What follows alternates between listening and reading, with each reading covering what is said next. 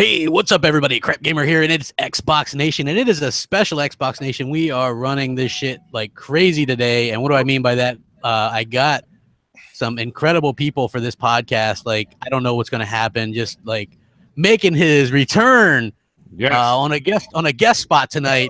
The one and only Mooch. What's up, buddy? Yeah, listen, hey, you're careful with that return. All of a sudden, I'll be getting postcards and all kinds of like wanted posters of me when I'm missing from the show next week. But buddy, it's great to be back. I appreciate it. It's good to be on prime. I call this prime time. This is we do that little morning show.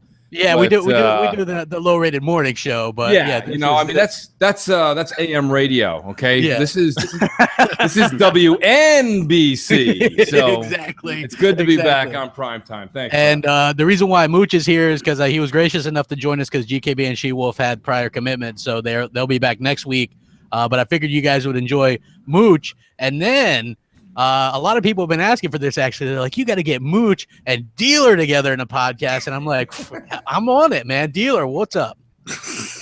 Yeah, we've actually been in a podcast two different times. So it's good it's good to be in the same podcast with Mooch and of course just being on Xbox Nation anyway. Yeah, we all know it's the best fucking podcast on any Wednesday there is. So hell yeah, any Wednesday, lock it in. Best day. Best podcast. It's going to be awesome. Also, the one and only, he talks over everybody, but don't take it personally. What's up? Not much. Glad to be here. Surprised to see Mooch in here. So, yeah, well, it was a big surprise. It was going to be a surprise, so I was like, yeah, we're going to keep that a surprise, and it'll be a nice treat for people.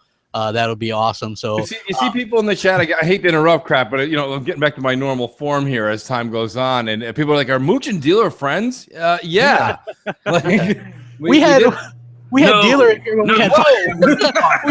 Dealer was saying, he's like, "Yeah, man, it must be 6 months," and he's like, "Man, I think it's longer than that because he had like, well, how many subscribers did you have, Dealer?" Like, it was an early, like the first or second or Xbox Nation, and it was like I think I was at like 400 or so subscribers back then. Yeah, it's been a little bit, right? I've had some ad issues. Mooch obviously had a hit put out on him, but we're together. That's right. Yeah, and things are running. So so it's all good. And then we got to top it off, man. We've got Nukem in here tonight, who's always running crazy. What's up, people? I'm fucking ready to go. I got my 710 millimeter fucking Cannon Monster. I am jacked up. Lots of great news to talk about. Just want to give a shout out to GKB and She-Wolf, who unfortunately couldn't be with us tonight. So just a shout out to those two awesome podcasters and great people. And I just want to correct you guys. This ain't just the best podcast on Wednesday night, but this is probably one of the best goddamn podcasts you're going to hear any day of the week. Xbox Nation right here. Crap liver, Mooch is in the house. Relegated to crap liver on my own show. Damn it. I appreciate that, man. You've got your own brother with that true laugh. That's not even a fake studio laugh. That was a gut laugh from Hellhammer with crap liver. It's great. There it is. It's true. Love it. And Cletus is standing by somewhere. I don't know. Who knows? Yeah, I mean, who knows when he could pop in. We could even hear something about somebody who's saying that the Scorpio is possibly as powerful as 10 Titans. So craziness could happen tonight. It could actually be insane. But I want to talk about a little bit about a mess up that Microsoft had today. This is a bit of something that people are talking about. I figure we'll address it. Microsoft was going to do their Fan Fest, right? And so everybody was ready, and again, I want to say that these things kind of happen. It's the technical issues and things like that, and it does suck. I do understand that.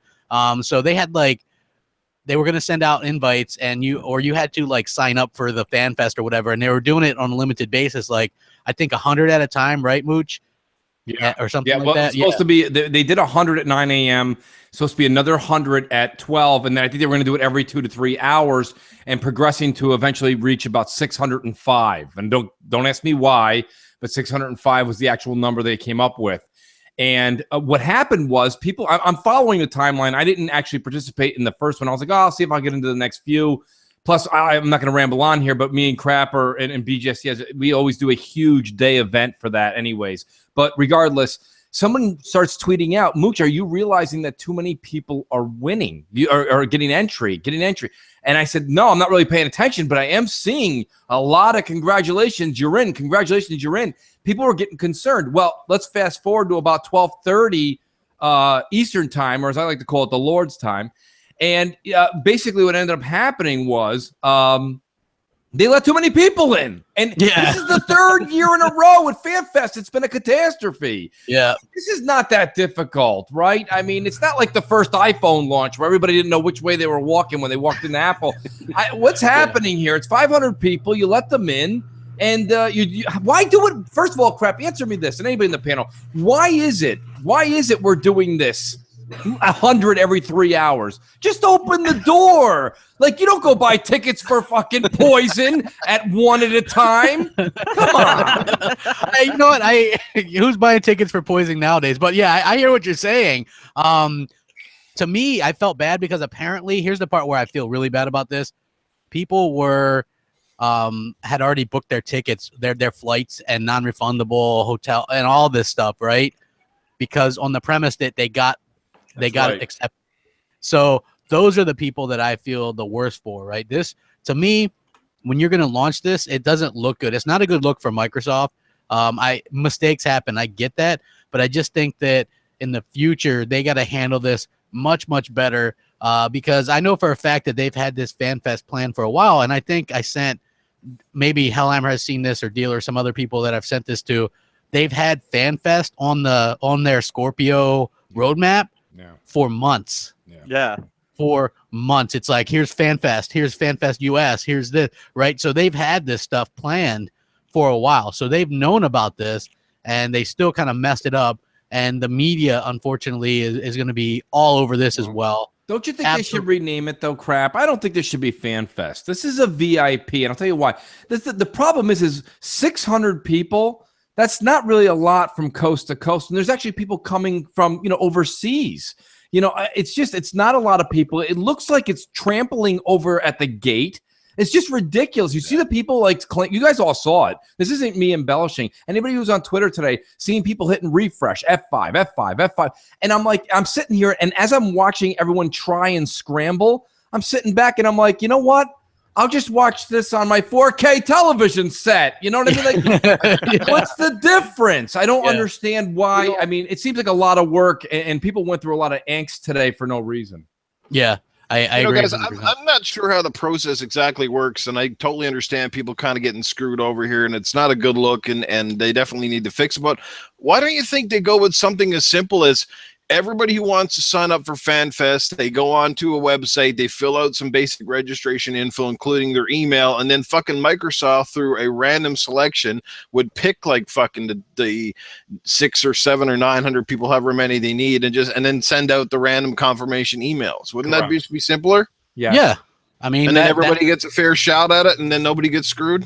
Yeah, it's unfortunate because I guess last year I was hearing from people that it was a real mess, that people that were waiting in line for like way longer got passed over because it didn't matter what time you showed up. They just did like a lottery system or whatever. Yeah. And so people that were literally there, and I guess also, which this was news to me, PlayStation fans kind of crashed the party. And Microsoft was none too happy about it. It was like they went there just to get free stuff, and like ended up taking the spot of like real Xbox fans. Like, that's a problem. It's like, imagine, like, we're football fans, Mooch. So you go to a Giants game and they're playing the Cowboys in New York, and like they're all Cowboy fans. You know what I mean? Like that used to happen here in Tampa. Like, whenever the Bucks would play the Packers, there'd be more Packers fans or Bears fans in the home game than there would be Bucks fans. There's a lot of things, Crap, where they say if it's not broken, don't fix it. And we can all go to the mall if we want this October and point fingers, laugh, and chuckle at the people waiting in line first for the iPhone.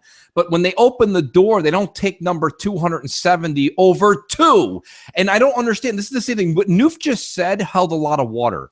And that's what you do. You let everybody enter whatever the means for entering the contest would be, and then you pick the 605 at random. Because realistically, and nobody can argue with me here, your chance of hitting refresh is as random as, right, just some kind of Yolanda Vega lottery system. It's the same thing.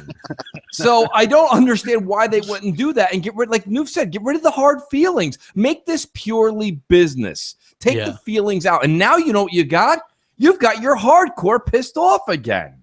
Yeah. And this is what they keep on having a problem with. Not only are they fighting getting the casuals back, then they piss off the hardcore. Now, the thing about it is like you said, people make plans. They have plans for travel, lodging, et cetera, et cetera. Maybe some people have family out there. They're like, Auntie May, I'm coming out to see you.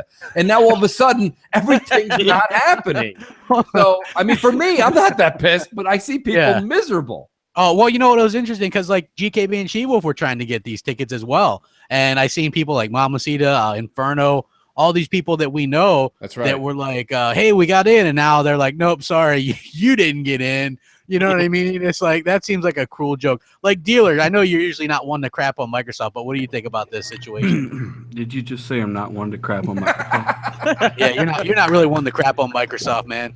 Nah, but I've taken a few pisses on them. It's just that they haven't fucked up in a while, right? So when I heard about this, sorry, I was eating. You know, it's the best podcast on a Wednesday. You know, it's exhausting already. You know, there's a lot of energy going on. Basically, this reminded me of that time Sony were giving away that like one of a kind PS4. Remember? Yeah. And after they did all this stuff and got all these hundreds of thousands of people and chose a winner, and then it had to reset. Somebody spilled some coffee on the fucking keyboard or something. So I'm not really sure what could cause this. But yeah, people are already booking flights and non-refundable hotels, and I completely understand why people would be mad about this. Me personally, I plan on watching it at home, right? Yeah. So it's just one of those things where it doesn't really affect me, so I really don't give a fuck, to be honest. Yeah. But I understand why people would be frustrated, right? Yeah. Definitely. You know what? It's just, I feel bad because normally it's just faceless things, but when you know some of these people that are like, you know, maybe made reservations or booked tickets based on getting in because they got up early, right? So some of these people were up at like 4:30 a.m. Their time, and they're like, yeah, I'm in, and then they book their plane tickets and their hotels, and then all the way at the end of it wasn't until like the end of the day that they're like, nope, we're not going to allow that. We're going to be, you know, doing it over again. We're sorry. Our bad. You know what I mean? And I'm sure that there's some kind of a proper explanation at the very least, right? Have they done that?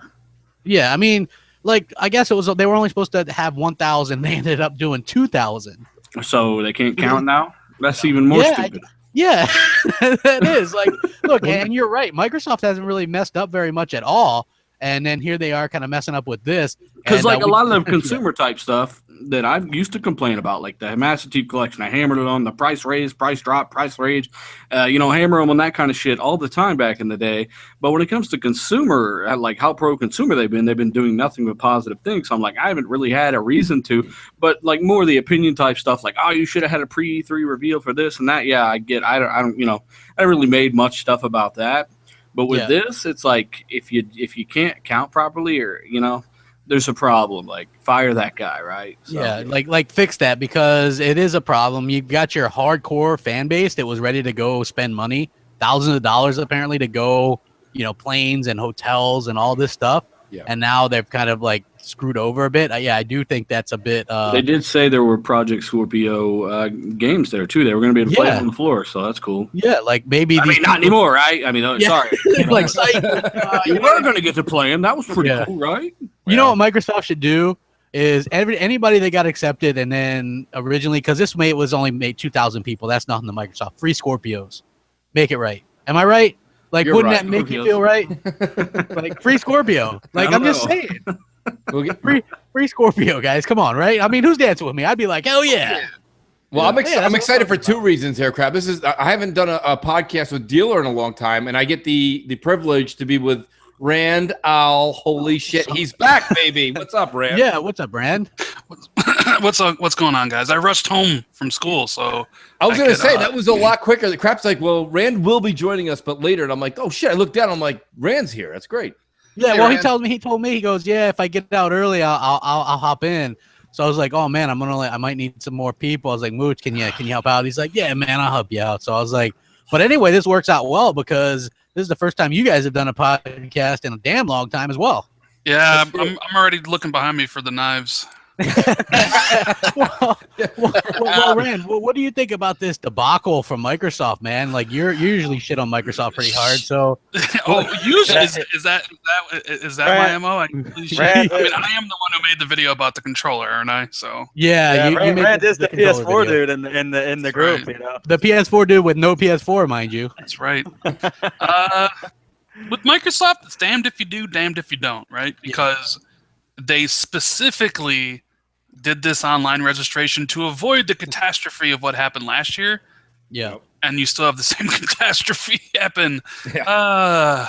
Oh, Rand, man. you know what, Noof, and I'll give Noof credit. Noof's the one who said it. Like, shouldn't they just do a lottery system at this point? Like, let's stop with the first come, first serve. Yeah, well, usually when it comes with that type of stuff, I think there's actually federal laws you have to follow, like federal laws and regulations or something like that. Right. I mean, yeah, I think when I was listening, I forget. I think Noof had hey, you just 1,000 people sign up, and then you just randomly pick from the 1,000, and here's the winners, right? That'd be cool. But I also kind of think they wanted it to be an all day event, like 100 at 9 o'clock, but pay attention to us on Twitter all day. 100 at 11 a.m. They wanted this to make it like a whole day event type thing. Yeah. And whoever made the website fucked up, because definitely, when I was on the website, it definitely wasn't a website made by Microsoft. Right. Now, Rand, definitely a third-party vendor. The number was 605 they were going to allow total. Is that correct? No, the number was 400. Oh, it was 400. It was 400 total for this, and then they had an extra 100 allotted for other things. So 500 total period people would get in. And okay. I heard reports that 1,000 people got accepted. Yeah, 1,000 got in when 9 o'clock Eastern hit. The whatever the cutoff was didn't happen, and it just kept allotting them in, or they were off by a 0. So I mean, yeah. I don't know how. Either way, it's a catastrophe. The thing about it is that this is the third time in a row, right? Like, this is the third fan fest that's become like the unfan fest. No, the first one that was wasn't really. But that one was like unannounced, right? That was like a random. Yep. Last year's was well publicized. Everybody knew if you showed up, you get a pass to E3. Right. So 1,000 people showed up. You had PlayStation fans there because, hey, I want to go to E3 too, right? Right. Yeah. And then people knew you would get all the swag, so people were putting all the swag up on eBay, like the backpack that you got. People were putting that up on eBay. So yeah, it's unfortunate that this happened again, and I feel for the people at Microsoft, because a lot of phone calls were made. A lot of different departments had to come together to make it right. And people who did get confirmed tickets, they are getting something special. Probably like maybe like a $50 Xbox gift card, if I would imagine. Like, here's $50 for your trouble or something. $50, man. Some of these people bought plane tickets. Well, okay, here's the thing. If you bought plane tickets based on that in with the span of 3 hours, you're probably an idiot. Damn. I think it's more that quote right here. Bottom line, this thing is called Xbox Fan Fest, and anything called the Xbox Fan Fest, I'm sure there's only one, should not stress your fucking fans out and confuse the shit out of them because some asshole can't count. Right. So they fucked up. They should own Robert they can. They did. It's a bit of a fucking boondoggle as far as I'm concerned. What did we say? 400. Oh shit. Yeah. I heard D. Willikers, boys. I got to take apologies here for that one because they hired me to do the Microsoft PR yesterday. I came out of budget and I was just trying to figure it out. But I swear to God, man, after I got about past, 50 or so on the list, I fucking got confused and stressed. And then they didn't ask you if you could count to 400 first. Is it true that you had to take off your shoes and socks so that you could count on your hands and your toes, right? And then you got lost. I got lost. That's exactly what happened, crap. I got lost, man. Cletus, when I struggle to count that high, bro, I just count to 2 a bunch of times. It still counts. It does, 2. 2. That's the only reason I can count my balls, because I only got 2 of them. When I was looking around the net today, I did see this gem, and I thought this was hilarious. Mooch, you're going to love this one. What do you got? So this guy goes, "This really sucks. For all the people stuck in the loading loop, clicking the link and registering, it felt pretty safe to assume we had a spot in the queue and a valid ticket. If that's not the case and they revoke it, which they did, but this was before that, I need to deal with canceling my plane tickets and hotel reservation immediately. This might be what finally pushes me over to the edge to just go PS4 all the way for Destiny 2 and leave the Xbox behind." Did you reply, "Who gives a shit"? I was just like, well, no, people replied to him like, "Yo, just because of this," and he was like, "Fuck Xbox! Like, I can't get my money back for this stuff."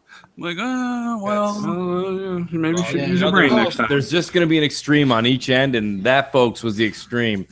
And learn from this. That's the bottom line. Don't do this shit next year. Don't go out and get a plane ticket an hour after you fucking get a ticket. I'm not going to lie to you. And I mean, tell me if I'm wrong. Rand, you've been to these events. I haven't. So everything from me is all like hearsay in the game of telephone.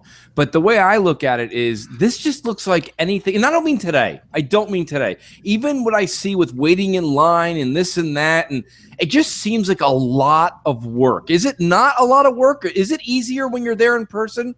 Or is it just a pain in the ass when you're down there? Because even if you got your ticket, you're still in line. It looks like they were handing things out. Certain people are like, how come I got passed and didn't get a bag of swag? How come this guy got this guy got that? I didn't get it. And I don't know. It just seems like by the end of this, it's exhausting. And I'm sitting over here in New York like, why are these people doing this? Well, Rand got to sniff Jessica Chobot, so I think that's worth it. I'm just saying. He still hadn't taken a shower. So. Yeah. I would like to go to E3. I'd stand in a very long line for iJustine just to say, oh, she go, how would you like me to sign this? I'd like you to sign it. Not sure what I do.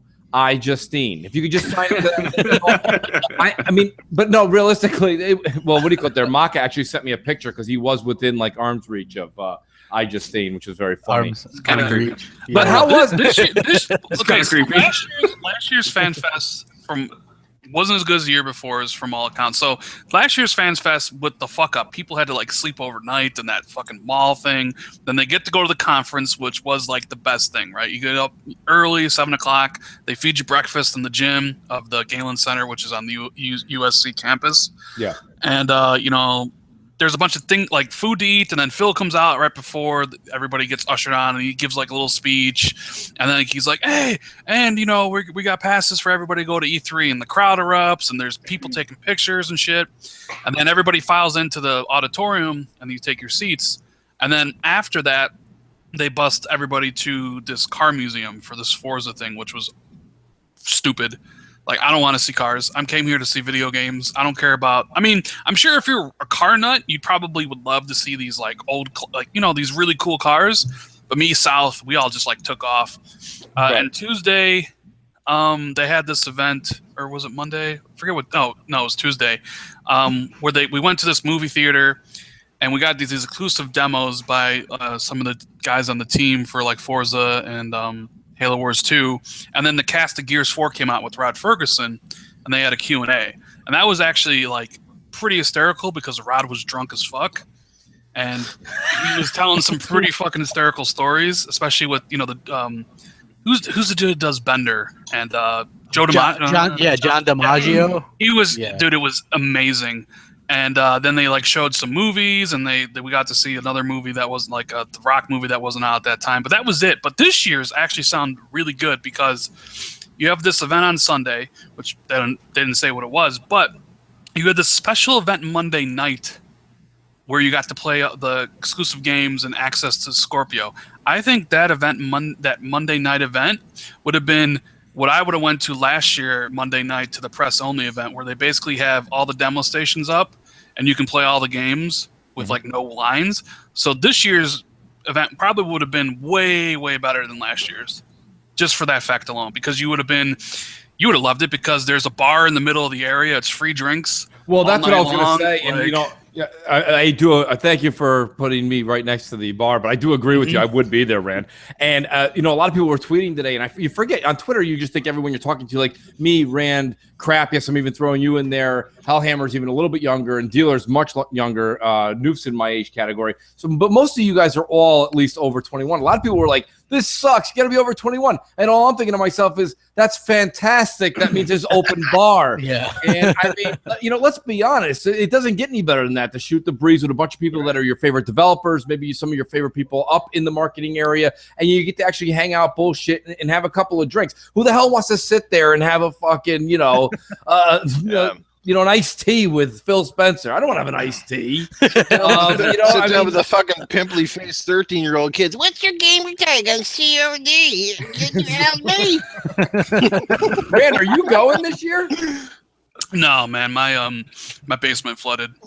Okay, so you're not going with I had to it? replace the carpeting and all that stuff and tear it out, and that cost a hefty penny. And then got to replace. I don't know what we're gonna do yet, if we're retiling everything or recarpeting. But my E3 funds are basically gone once that happened. I was planning on going until that point. So yeah. Well, that's kind of a bummer. Hey, what do you guys think about this developer? Like, we all thought, hey, the self-refund thing on Xbox One sounds great, right? If you play it for less than 2 hours, or you get a No Man's Sky type deal, you can give that shit back and get your money back, no hassle, right? So then this Chinese room developer is like, no, he called it cock and said it was bullshit, basically. Basically because his games are mostly walking simulators that you can finish in under 2 hours. Yeah. I was going to say, does anybody realize the Chinese room are the ones that made that piece of crap game fucking Everyone's Gone to the Rapture? Yeah, that exactly, right? And they've also done some other games that I guess you can finish really quickly. And so I think he makes them as quickly as you can finish these fucking things from what it sounds like, right? The dude, he says it's cock, but he's the cock and he's the fuckface, because this is pro consumer on every single level. Yeah. There are zero negatives. Now, there's a reason it's in beta, right? Did you think to kind of think about this kind of stuff? It's in beta, and the guy who did who was it? The guy who did Gary's mod, he had a kind of a point where, hey, maybe base some of that on percentage completed as well. But then again, people don't know how short a game is, right? You can beat Gone Home in a minute, right?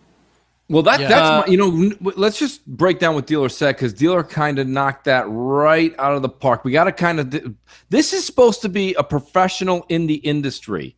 Why wouldn't that tweet have said to Phil or to anybody at Microsoft, whoever they know, maybe their contact, we at Chinese Room Games or whatever they're called, we don't agree with the policy as it currently stands. Could we please set up a meeting to discuss going over percentages, which is what he said, percentages of games completed versus a time length, because games do vary depending on indie to AAA level. No.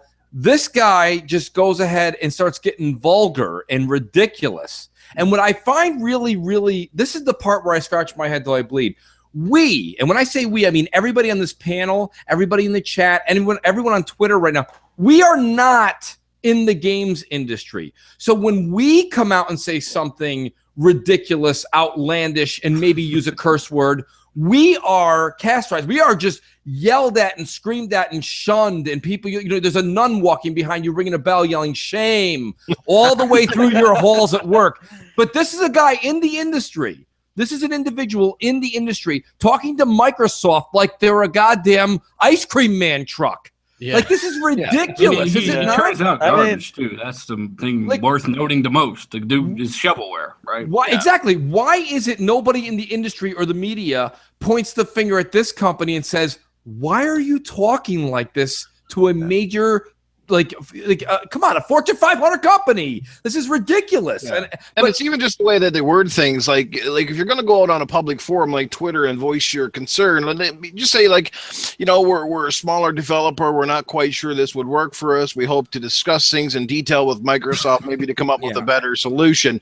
Something simple as that, which is not as disrespectful. They're in business. Right? Exactly. Like shitting on the fucking Google Translate on that statement. It says, hey, we're a small developer. We're hoping to mislead a lot of consumers into buying our shit and not getting their money back. Yeah, I mean, look, let's look at it this way, right? This Chinese room developer, whatever, they have most of their games on Steam as well, which has the same exact refund policy.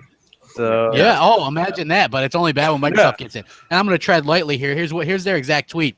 Bit depressed about Xbox jumping on the 2-hour refund. Bullocks. Arsehole. Why? You fools cannot sustain normal temper. WTF modern culture. It's really simple. Refund should operate off a percentage of game completed. Simple, fair, representative. This 2-hour thing is just cock. So, yes. Bullocks. Really? Sounds like that. When you make games that you can complete in less than an hour. Yeah. Like, I don't understand the complaints. And again, like Dealer said early on, this is something that's in beta. They can still mess with it. But, again, to Hellhammer's point, It's something that Steam does, and they haven't complained about that. Yeah, I mean, look, Steam's refunds are pretty much, whatever. You could buy a game and decide, hey, I was a bad purchase without even playing the game and get it refunded. But I mean, I've done it multiple times where I bought a game on Steam, I played it for an hour and a half, and I was like, man, this game sucks, and then refunded it. Yeah, well, and their policy is actually even more extensive because it returns DLC as well, right? So I was pissed off when I read it because I thought that I was finally going to be able to get my money back for The Division. But then in the outside the 2 weeks and 2 hours. in the fine print it says 2 weeks. I said, damn it, they still got me. I mean, but I didn't go off on Microsoft and start using every fucking non-allowed curse word that George Carlin wasn't allowed to say at Madison Square Garden. I don't understand why these guys, nobody called them out except for this show. This is the first time someone's actually pointing the finger at them. And if I'm wrong, please tell me. I didn't see anybody that day. When I read that, I said, this is a professional company. They make games that they want to be on that platform. Why would you write something like this to somebody? Yeah, I don't know. And the funny thing is, if a developer had done this to Sony, everybody would have been talking about it. Everybody been like, how dare they do that? How dare they? How dare them? I stole your word, Mooch, because you always say that. So yeah, like fucking, how is it okay to talk to Microsoft that way, right? But if somebody had mentioned that or talked like that to Sony over that, then it'd be like, Sony won't even allow this. You get banned if you try to get a refund a lot of the time on Sony, right? Like, that's a thing. That's a fact. There's articles about that backing that up. Yeah, bring out demos. Yeah. Bring out the fucking demos. Yeah, why not? You know what I mean? So I think that would be amazing. Hey, we got almost 600 watching. Hit the like button, man, because we got Mooch and Dealer and Rand and Noof and Hellhammer and me. Yeah. So on the Xbox 360, every arcade indie title had a freaking demo. I don't know what happened this gen, but there's like hardly any demos anymore of that stuff. I don't know, maybe because they think it's cheaper games with actual release. Research shows that demos hurt fucking game sales, right? So Microsoft went to developers and they asked them what they wanted, and developers didn't want demos because it cost them a lot of sales and it cost them a lot of extra dev time to make a demo. Yeah. So they'd rather screw over the customer at the end of the day buying games that aren't well publicized. Like, indie titles aren't like the games like Call of Duty or Battlefield or whatever that get fucking, big old magazine articles and all this build up and 50 articles leading up to a game where you have at least some good idea what you're going to get. Like, you're really taking a gamble on a lot of these indie titles. Well, look, and they're not cheap anymore. They're not like $5.99, $10. They're fucking $15, $20, $40. You know what people could do to rectify that, Noof? They could subscribe to my YouTube channel and they can watch all the videos I do for every single Xbox One indie game that comes out, and they'll be listen, you know why know what they're getting then. Demos don't work, and if you don't believe me why, let me tell you they don't work for business. You notice that your Barnes and Nobles are slowly disappearing near you, or your Borders books? Because Borders books and Barnes and Nobles opened up an entire lounge coffee section where you didn't have to buy the book. You could walk in, grab your favorite book, read it, have a cup of coffee, and leave. That's called a demo, okay? And it doesn't work. So, listen, there's very few items between the ranges of $10 and $50 when you get to try it out in its entirety before you purchase it. That doesn't work that way. So I'm okay with the demos. And to be honest with you, listen, I went in on Chinese Room, right? But let me back them up a little bit. To a certain extent, once I got past the vulgarity and the absolute crudeness to a Fortune 500 company, I think what they were saying wasn't necessarily wrong. We've all played a game for a night, right, where you've just said, listen, it was a midnight release. Let me turn it on, get started. And you get started and you play about an hour and a half, and you can see your progression. It'll say like 5% or 3%, right? You knew that very night at 2 a.m. when you go to shut it off, whether you kind of liked it or you didn't. So I kind of agree with them on the percentage thing. I'm actually okay with that. Now, that's got to be fine-tuned and tweaked, but I mean, that's fine. My rant's basically about the whole point that I just don't care about how they went about it. It was just very unprofessional. But I think their point is somewhat credible as far as like if all of us, if the 5 people on this panel right now, 6 people, we're working our asses off, we're putting together a video game. I certainly don't want someone to pay or play 25% of it before they make a purchase decision. Like, you know, we're all quote unquote gamers. We've been playing games before Qbert came out. We know what these things are going to be, right? Red Dead 2, you can't play 25% of that and be like, the Wild West sucks. What? Like, I mean, it's like, so you have to be realistic. Listen, here's me. I knew after the first week, which I probably wouldn't have got my money back, that once I got tired of seeing the New York landscape and 5 million bullets going into a level 2 enemy in the division, I wanted my money back. You know what I mean? Well, so sorry, Bam. Perhaps we should actually lock out all the achievements too, so that way you don't get a fucking achievement until you actually purchase it. Or like if you don't, or if you refund it, they take your achievements back. Maybe, I don't know, something like that. Yeah, I agree. It is a good idea. It's a good idea. That's why I say you can beat some games in a minute, right? It only makes sense, but at the same time, they'll find ways to get around that. They'll make certain actions take up more progression than others. You know what I'm saying? Like they're gonna find ways around it no matter what they do. And it's still honestly, I think the 2-hour thing is still perfectly legitimate. Steam's been doing it forever. If you're going to sit there and try to, I mean, let's be honest, right? There's already such a wide variety of games out here. If you're going to try to rip people off by having a game that only lasts 2 hours and charging people $20, $30 for it, or even $15, I mean, that's kind of on the developer side as well. Make something that's longer than. Yeah, people pay 2 hours for a hooker, and she don't refund your money if you spend the section. People aren't going to be able to. I know people think they're going to be able to abuse the system, but they're not.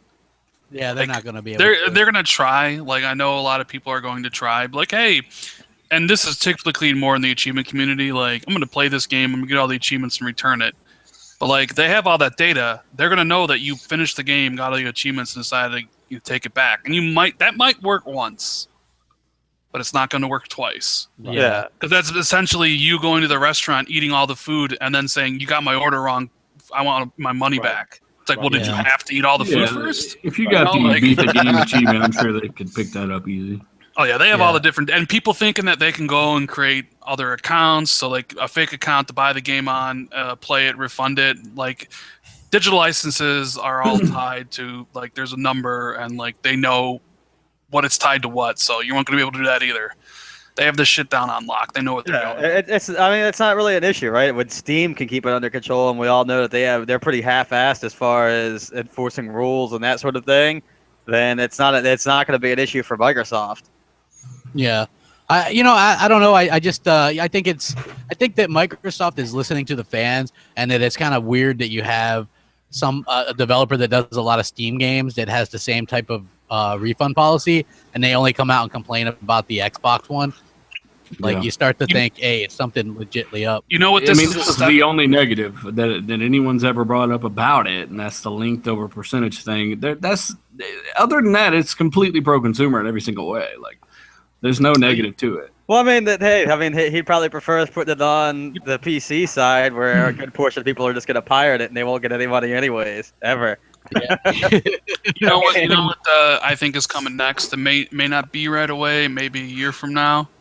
Digital trade-ins, baby. It's coming. Yeah, I think you're right, Rand, and I also think that they're also going to do, and we're very close to this, gifting games. Oh yeah, that's definitely. Oh yeah, that's super close, because that's been wait to get that 10% from my. Hey, but Mooch, as far as your division goes, baby, like when that digital trade-in hits, theoretically you should be able to trade in the division. Why is that? For $4. Well, I'm saying, okay, remember that survey from like a year ago? Yeah, the 6% or 8%. Yeah. I'm telling you, like, all this stuff, what they're doing it's all eventually going to lead to that. Like, they have digital refunds, they're gonna have digital gifting of games, and then they're gonna have digital trade-ins. I take a Scorpio tie clip for that game returned. I don't care. I know. If Microsoft said, Mooch, we'll give you $6 for the division, you'd be like, take it off my fucking hand. Yes. Yeah. And Rand, we had a great conversation many Xbox Nations ago, and we talked about that. And Rand's right. I'm looking at Rand's got 5 million more games than I got, but I've got like just 180 something or something just sitting and ready to install. And I'm looking through them. And I'm like, you know what? If you want to give me between $6 to $8 for the ones I don't want in here, I can go buy 3 games. So I'm kind of with Rand. Like, just get them off I don't even need them on my account. I'm not going to go back to them. So I mean, absolutely worth it.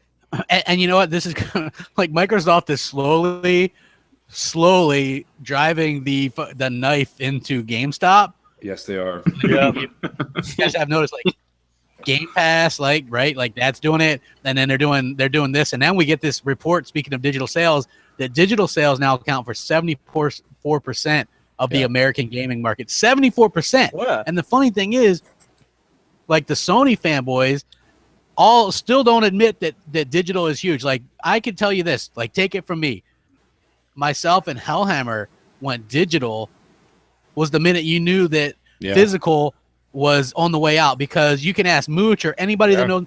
I have been physical the entire time. I'm like, no, I want my fucking physical media. If you don't got physical, you don't got shit. That's my quote, right? I get that thrown in my face a lot now. But the truth of the matter is, and you just have it on your hard drive or whatever, and and you can take it with you. So 74%. Yeah. Well, you got to remember too, Crap that people on Xbox, they download more games than people on Sony, right? So I mean, a lot of those guys, they don't download nearly as many games, and even companies like Ubisoft say they make more money per customer on Xbox than they do on PlayStation. Like we just spend more money. Who has time to wait for the slow ass downloads on PSN? I mean, let's be honest. I mean, it's not even just that, but it's just like like they've just never even with the 360 and PS3, like people hardly ever downloaded digital games over there compared to even 360. Like Xbox dudes have just always downloaded more digital games. To be fair though, they are including mobile, PC, digital DLC subscriptions in that category. It's not just console. So they're basically comparing everything digital to just literally the retail market. Yeah. So it's kind of skewed in that sense. It is, but even when it's still up drastically. Yeah. Well, I mean, but if you look, because it goes back to 2010. 2010, it was 31% digital, 69% physical. Because I saw this and I thought it was super interesting. And in 2016, it was 74% digital, 26% physical. So you can see over the last 6 years how it's people, more and more people are getting really comfortable with digital. But I'm surprised you didn't notice the other graph underneath it that I thought you'd probably more want to talk to pertaining to Scorpio, because that's kind of what Microsoft and everybody's been saying for the last couple, with Scorpio and everything. Tell us about it, Rand. Well, yeah, tell us about it, Rand.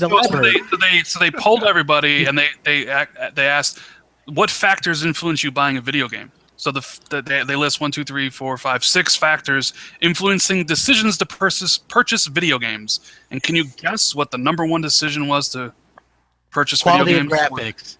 Quality of graphics, 67%. Yep, that's good news for Scorpio. No, that's not true. It's all about something else, right? It's all about something else. It's got to be, right? I mean, come on. Yeah, because remember all them surveys saying that resolution and power was the number one reason for buying PS4. Everyone knows about all these surveys.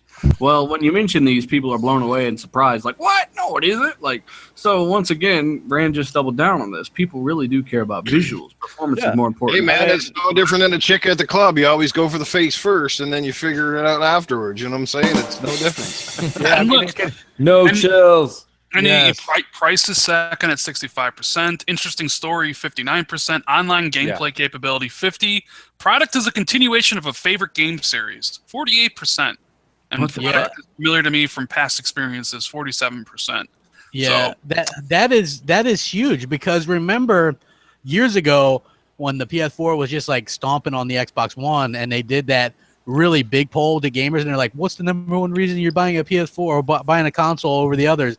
And it was like better resolution, more power. There were a couple of them, and they were nationwide. Like they weren't just, you know what I'm saying? Like these are. That's. They weren't consensus. Go ahead. The whole power thing has always been an important factor, right? Whether or not you're like, oh well, graphics, this or that, whatever. I mean, there's obviously people out there who don't care, but the power thing narrative has always been going on forever in games. You look back to the 16-bit, you had the Genesis, the Super Nintendo competing back and forth for power. You had, all this stuff back and forth on every single console. So the fact that people tried to throw that out the window anyways was an issue to begin with. Yeah. Well, narratives change. Narratives change, right? They do. This is the reason why Scorpio exists, right here. The Microsoft has all this data. They've done their own surveys. This is the reason we have Scorpio. This is the reason why they released the PS4 Pro. because of these things. I mean, consumers are telling these companies why they do the things they do. Yeah. And the number one reason is because I like pretty graphics. Give me shiny stuff. Yeah. Yes. Yeah. Microsoft's like, okay.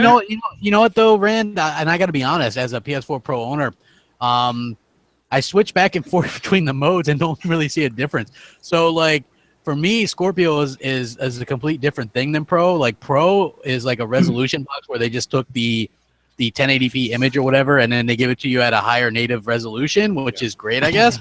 But without having the textures and the graphical fidelity, it's just there's not really a big leap there. You know what I mean? Like when you look at that Forza photo and you see it in the native 4, that's like the native 4K is irrelevant because I'm looking at it on a 1080p monitor, and I'm like, holy shit, I can still tell a huge difference.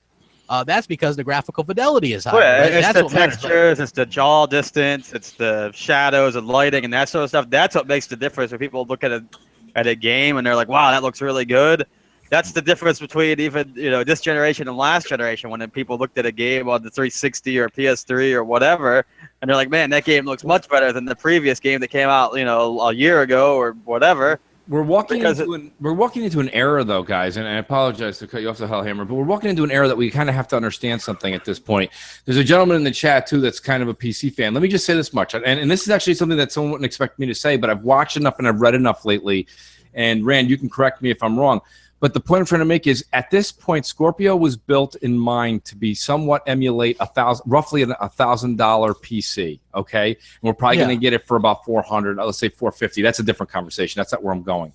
But my point is if you're a PC fan in the chat or you're listening to this, if you're a PC gamer, do you ever turn around to a PC gamer that you know that has a $1,000 PC and you start making fun of them and ridiculing them the way you ridicule console people? No, you don't.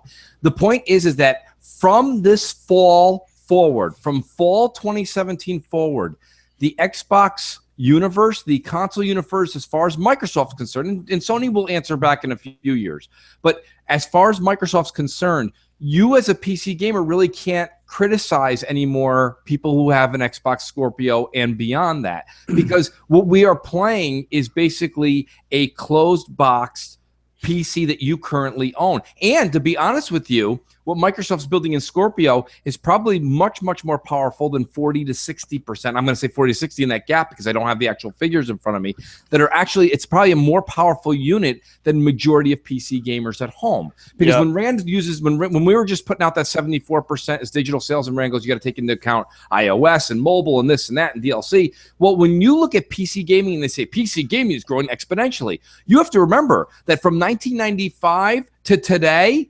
everybody has a PC in their home now, okay? All working levels have a PC in their house. So now everybody can download a game. So when you say as a PC gamer, listen, I have a $5,000 PC rig just for gaming, guess what? You're still in the top 2-3%.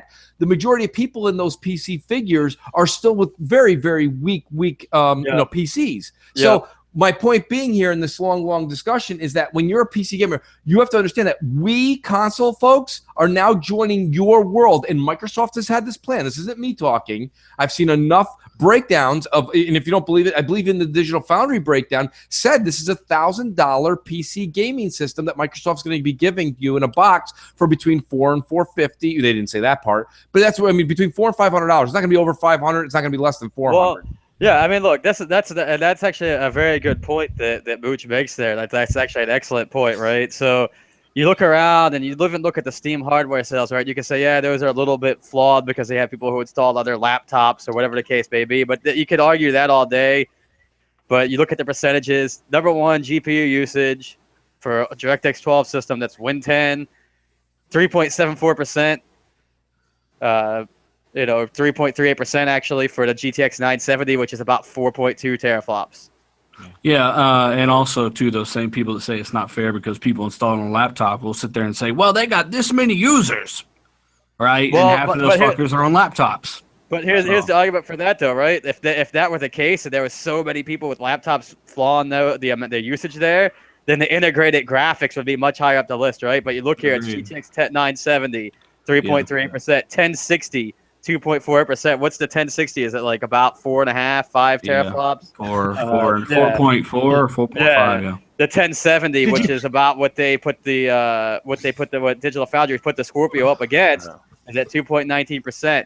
The GTX 960 mobile, the 750 Ti are all up there, right? You have literally. And here's the best part, Hellhammer, is just from what we've seen from Apex running on Scorpio, they showed it. Ultra settings locked at 60, even in the rain, and 88% GPU usage, 100% unoptimized. That confirms it that it is more powerful than a GTX 1060, and it's more powerful than an RX 480 because those cards will not do that. They tested those. They tested them. So I'm just saying that the Scorpio is more powerful than the majority of PCs on that hardware survey anyway, right? Yep. So, and then you look here, GTX 1080, it only just recently, as of March, hit the 1% mark. That's 1%. 1.12%. Yeah. Well, did you guys? The tie's out now, right? So everyone has one of those. So that'll be at 100%. Did you guys see that video of Ledbetter? He was doing a Digital Foundry thing with like these new graphics things or whatever parts, PC parts. Yeah, right. I don't know anything about that shit, but then you see him polishing the Scorpio thing. Yeah. Like I just thought that was fucking hilarious. I'm like, that guy really I don't know. Cool. Some humor. Yeah, I guess. That's fucking funny as hell. I found that to be absolutely hilarious. That absolutely, I was cracking up, man. I don't know, maybe I just found that funny because I have that kind of sense of humor. But yeah, definitely. Speaking of humor, here's a great graphics joke for you. How do you know when a guy is hardcore on graphics? When he walks into a club, sits down next to a chick and goes, "Hey, baby, you so ugly. Your fucking face must be in 480i." Or maybe. That's the appropriate noise. Wherever she was. I'm sorry. Somewhere She-Wolf is drunk, rolling her eyes right now, saying, "Noof, Noof, what are you doing, Noof? What's a 480i?" Yeah. Probably got drool coming out of her mouth like I do when you guys are sitting there talking about all that stuff. I have no fucking clue. Yeah. So anyway, it came out yesterday that Forza Motorsport, that little demo that we saw or whatever, the picture that was ported over by one person. We knew the 2 days part, but it just came out 2 days ago that it was one person that did the porting native 4K 60 FPS. I find that to be absolutely fascinating, and I was curious what you guys thought about that, or especially where third-party games are concerned, or maybe Japanese games, or some of these other games. Well, now they're praying for parity, crap. Now they're praying for parity, right? So. This whole thing makes sense because, look, that one person doing it, because we already know that this stuff is all based off the UWP DirectX 12 platform that Microsoft's been trying to unify here now, over these past couple of years. And so the whole point of that is that you literally could go in there and flip a switch and kind of turn everything over and have it scaled to whatever hardware that you're putting it on. Yeah, people still don't know that this thing will be using PC assets and other things from the PC platform. And you're right, it does use Universal Windows Platform. They confirmed that anything that really does use UWP, like Scorpio does, only requires 5% of its initial coding process for the first platform it was coded for. So, yeah, one guy, less than 1 day, 4K 60, ultra settings, important, still unoptimized, according to Digital Foundry. And if they're doing 4K 60, that's an extreme amount of performance on the table with almost no optimization. That's unheard of, right? They're breaking records here, doing things no one else has ever done when it comes to porting. And that's phenomenal, man. This is just nuts. There's no negatives. Developers are going to do this because it's so easy. It's ridiculous. Yeah, this is literally the case here, right? The guy probably took the assets from the 4K assets from Apex, popped it over onto the Xbox build. And then basically did a few lines of code change you may have had to do on there, if at all, and then basically click compile, and he was done. It all runs on the same API, DX11 or DX12. That's the thing that powers all this, that translate the code to the metal. So it makes perfect sense. And I said, with third-party developers, people are now in the comments basically praying that they don't take advantage of Scorpio. Basically, they won't do it because Pro does this and that. It's you don't understand. They're using the PC version essentially. It's got to come down. Pro. But Crap asked an integral question a few minutes ago. An integral part of that question was will third-party Japanese developers take part? It's all about like the least past the resistance. If this thing is that easy, okay, and it's not. Listen, the thing about that story, Crap, I did watch your video today. The thing about that story that kind of made me just kind of squirm in my seat a little bit was when you said they took this, high profile programmer, like hardware guy that they got, they stuck him in a room, and Phil's notorious for saying this. They said the same thing with Back and Pat. Don't come out of this room until you figure this out. And they thought he'd be in there for like 2 weeks, and he came out in 2 days. But this man was on a mission, and he did that. I would like to see Joe Blow from Chinese Room, okay, go into the room and then come out in 2 days. Because when I see an Xbox guy going, you saw when even Rise of the Tomb Raider was having a hard time reaching 1080p. Like they had to send over the Xbox ninjas and they had to go over and help them out and then come back again because they still couldn't figure out ESRAM. Like my whole thing is that, like, so I don't get me wrong. I'm being a little dramatic here, but I'm telling you that I don't think it's going to be a big deal, but I bet you're going to have third party and some other developer saying, oh, it's not bad, but it's not 2 days. You know what I mean? I just think that the 2 day thing is a little embellished. To answer that point, though, I mean, that's a good point. But a lot of this stuff, too, it speaks to the ease of this that the Microsoft titles are going to go over, of course. Yes. But, you also got to look at it this way as well. A lot of this stuff is, relatively with ease with any developer that knows what they're doing. A lot of the problems before with, like, the Rise of the Tomb Raider and that sort of thing was the ESRAM in particular. That was the whole issue with the original Xbox. Yeah, they don't gotta fuck with it no more. Yeah, they don't have to mess with that anymore. The memory and the memory bandwidth in this is higher than it was with the ESRAM on, much higher.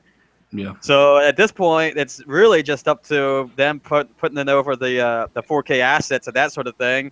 And they're actually not the only ones, Hellhammer, to say they ported it in a matter of days. The guy from Shovel Knight did an interview on UWP quite a while ago, speaking that he ported this shit in a few days instead of weeks and weeks, right? Yeah. And from what we're getting, they're saying 4K 60 and just unoptimized, right? Just basically implying that, it took them a couple days, maybe 3 or 4, a week at max. That's still way faster. It's like literally a quarter of the time, if not less.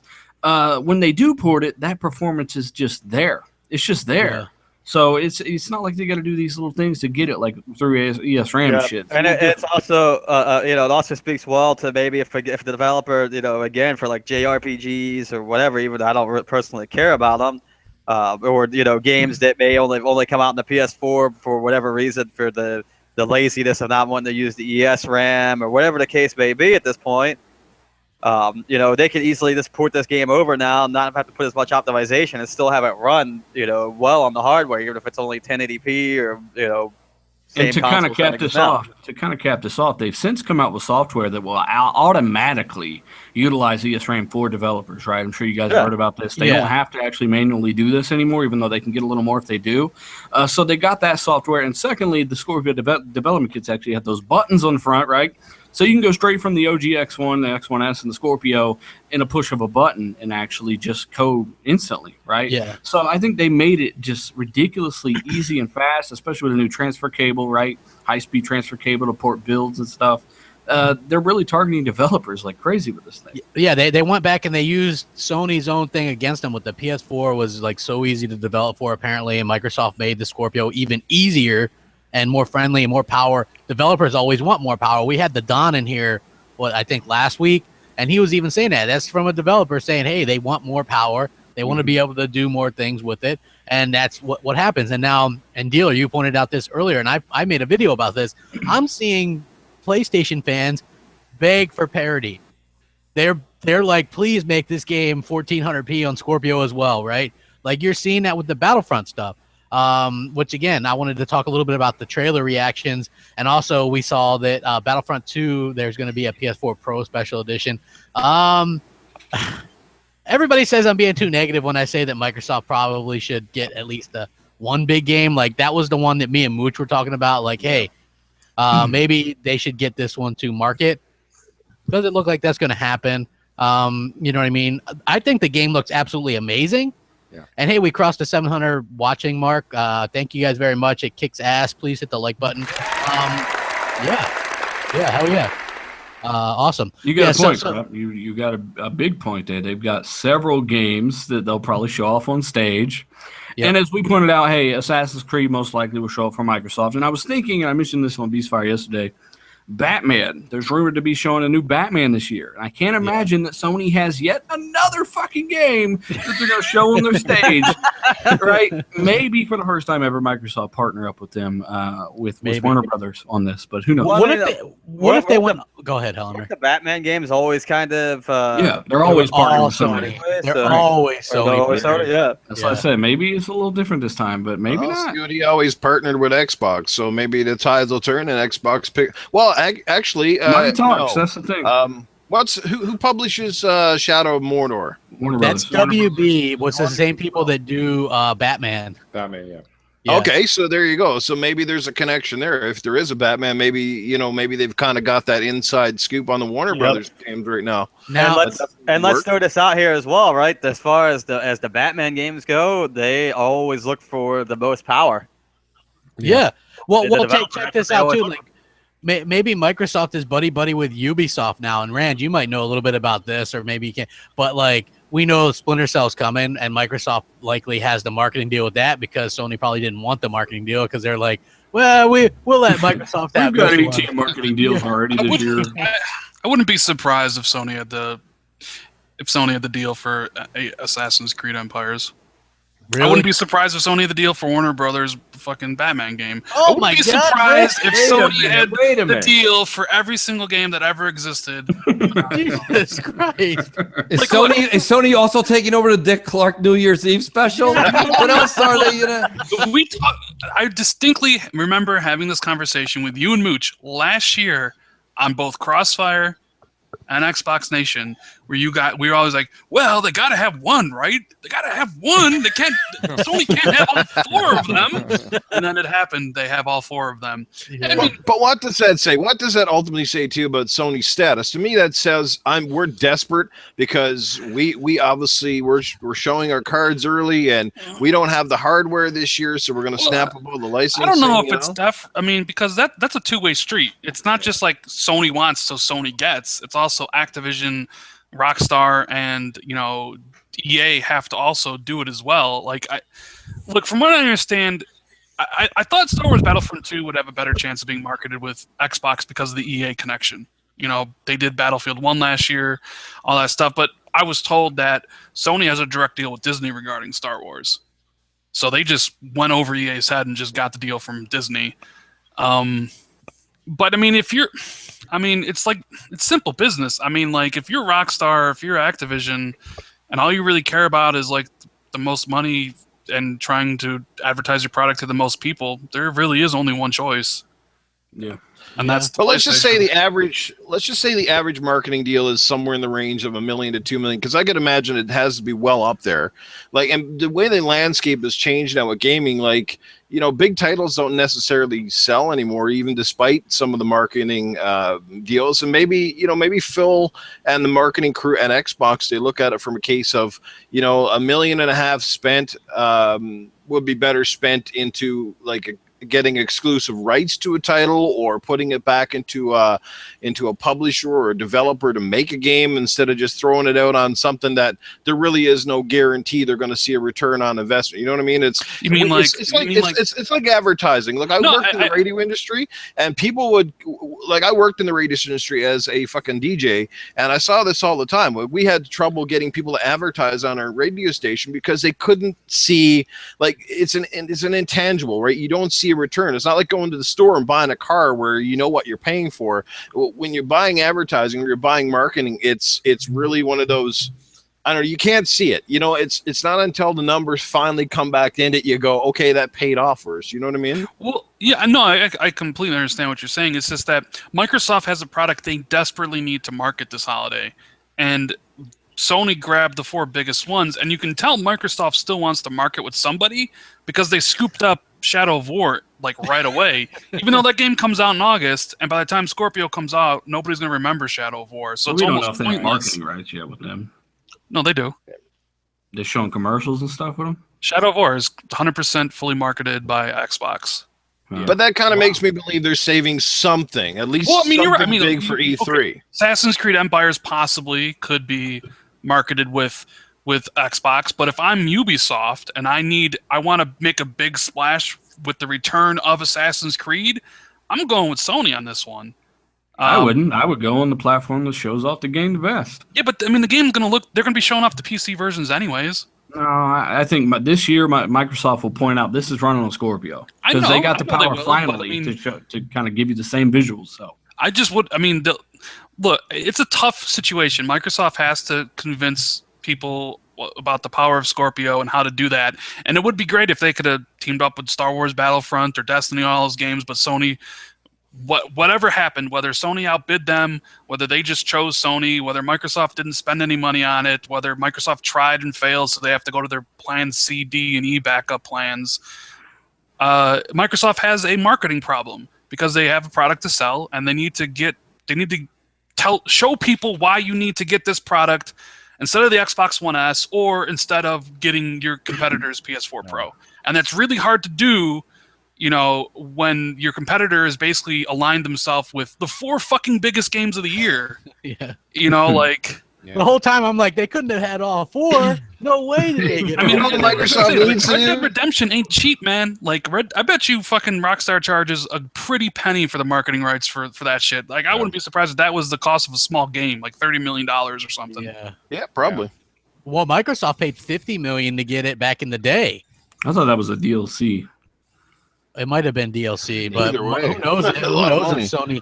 Yeah, who knows if Sony's going to get it? But also, you have to look at Destiny 2. That's going to be huge. I mean, Mooch, you're a Destiny guy. As much as I hate that game, to see Destiny. Listen, we all knew that the contract was written so that Destiny 2 would have just aligned with Sony, but I really thought, and I use this analogy on MNC Mornings, I'll say it again, I really thought it was going to be like the Alex Rodriguez contract with the Yankees in the fact that he had a mid-contract like clause out so he could test free agency. If I'm Activision, and every podcast from Sea to Shining Sea says this every week, they're like, Activision loves money. I mean, first of all, everybody does in America, but Activision loves it a little bit more than all of us, apparently. But if Activision was smart, why wouldn't they have put a clause in there that said when we transition from Destiny 1 to 2, listen, Sony, you already have 2. You got it, okay? Locked. I'm making this number up. You've got it locked for $20 million. However, if Microsoft wants to step in and take it for 25, we have no problem with a bidding war.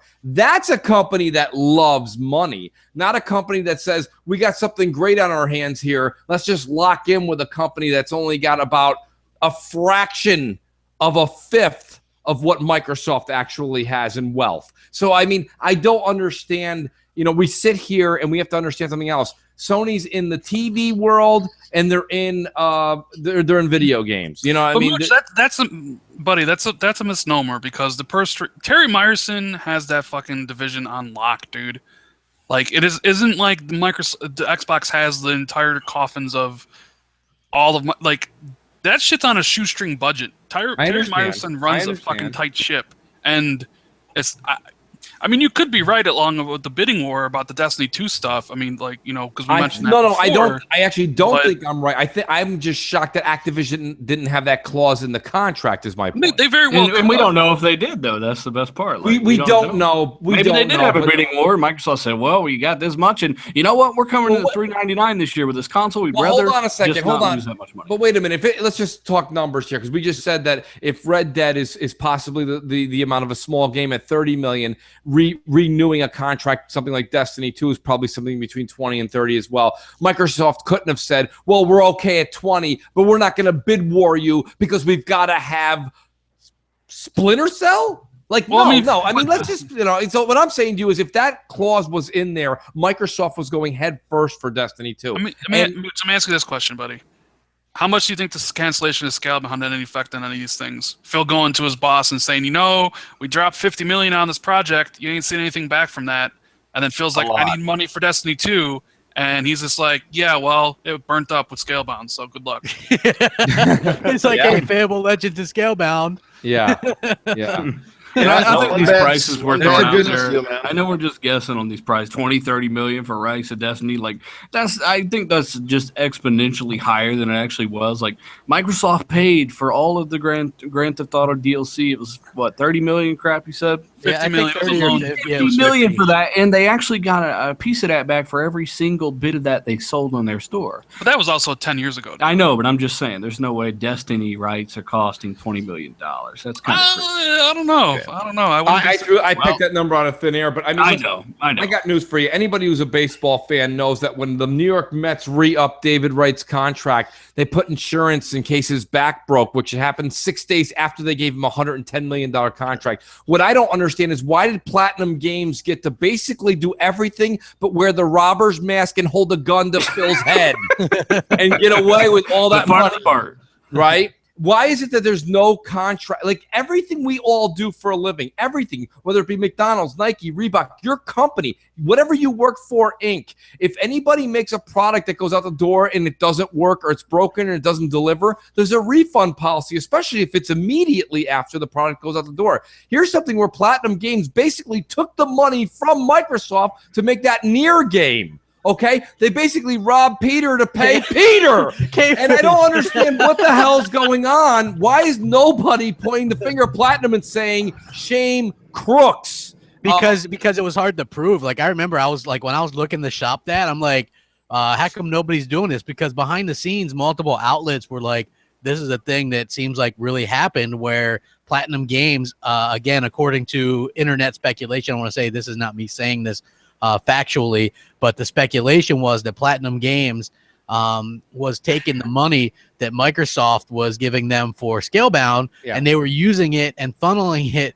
to other projects to push out the door because they released 8 games, right? Yeah, they released like 8 games in the time that Scalebound was announced or whatever, and then apparently Scalebound they missed multiple milestones in the development process, and also it was apparently worse coding that they went when they went back and checked the last time. It was worse coding than the previous time they were there. So they had literally did like no work on the game, and they were like, well, it's going to be even more time. And so you're talking at that point a 7-year development cycle for that game, for a single player Japanese RPG on an Xbox console. I just don't see that ever recouping the money.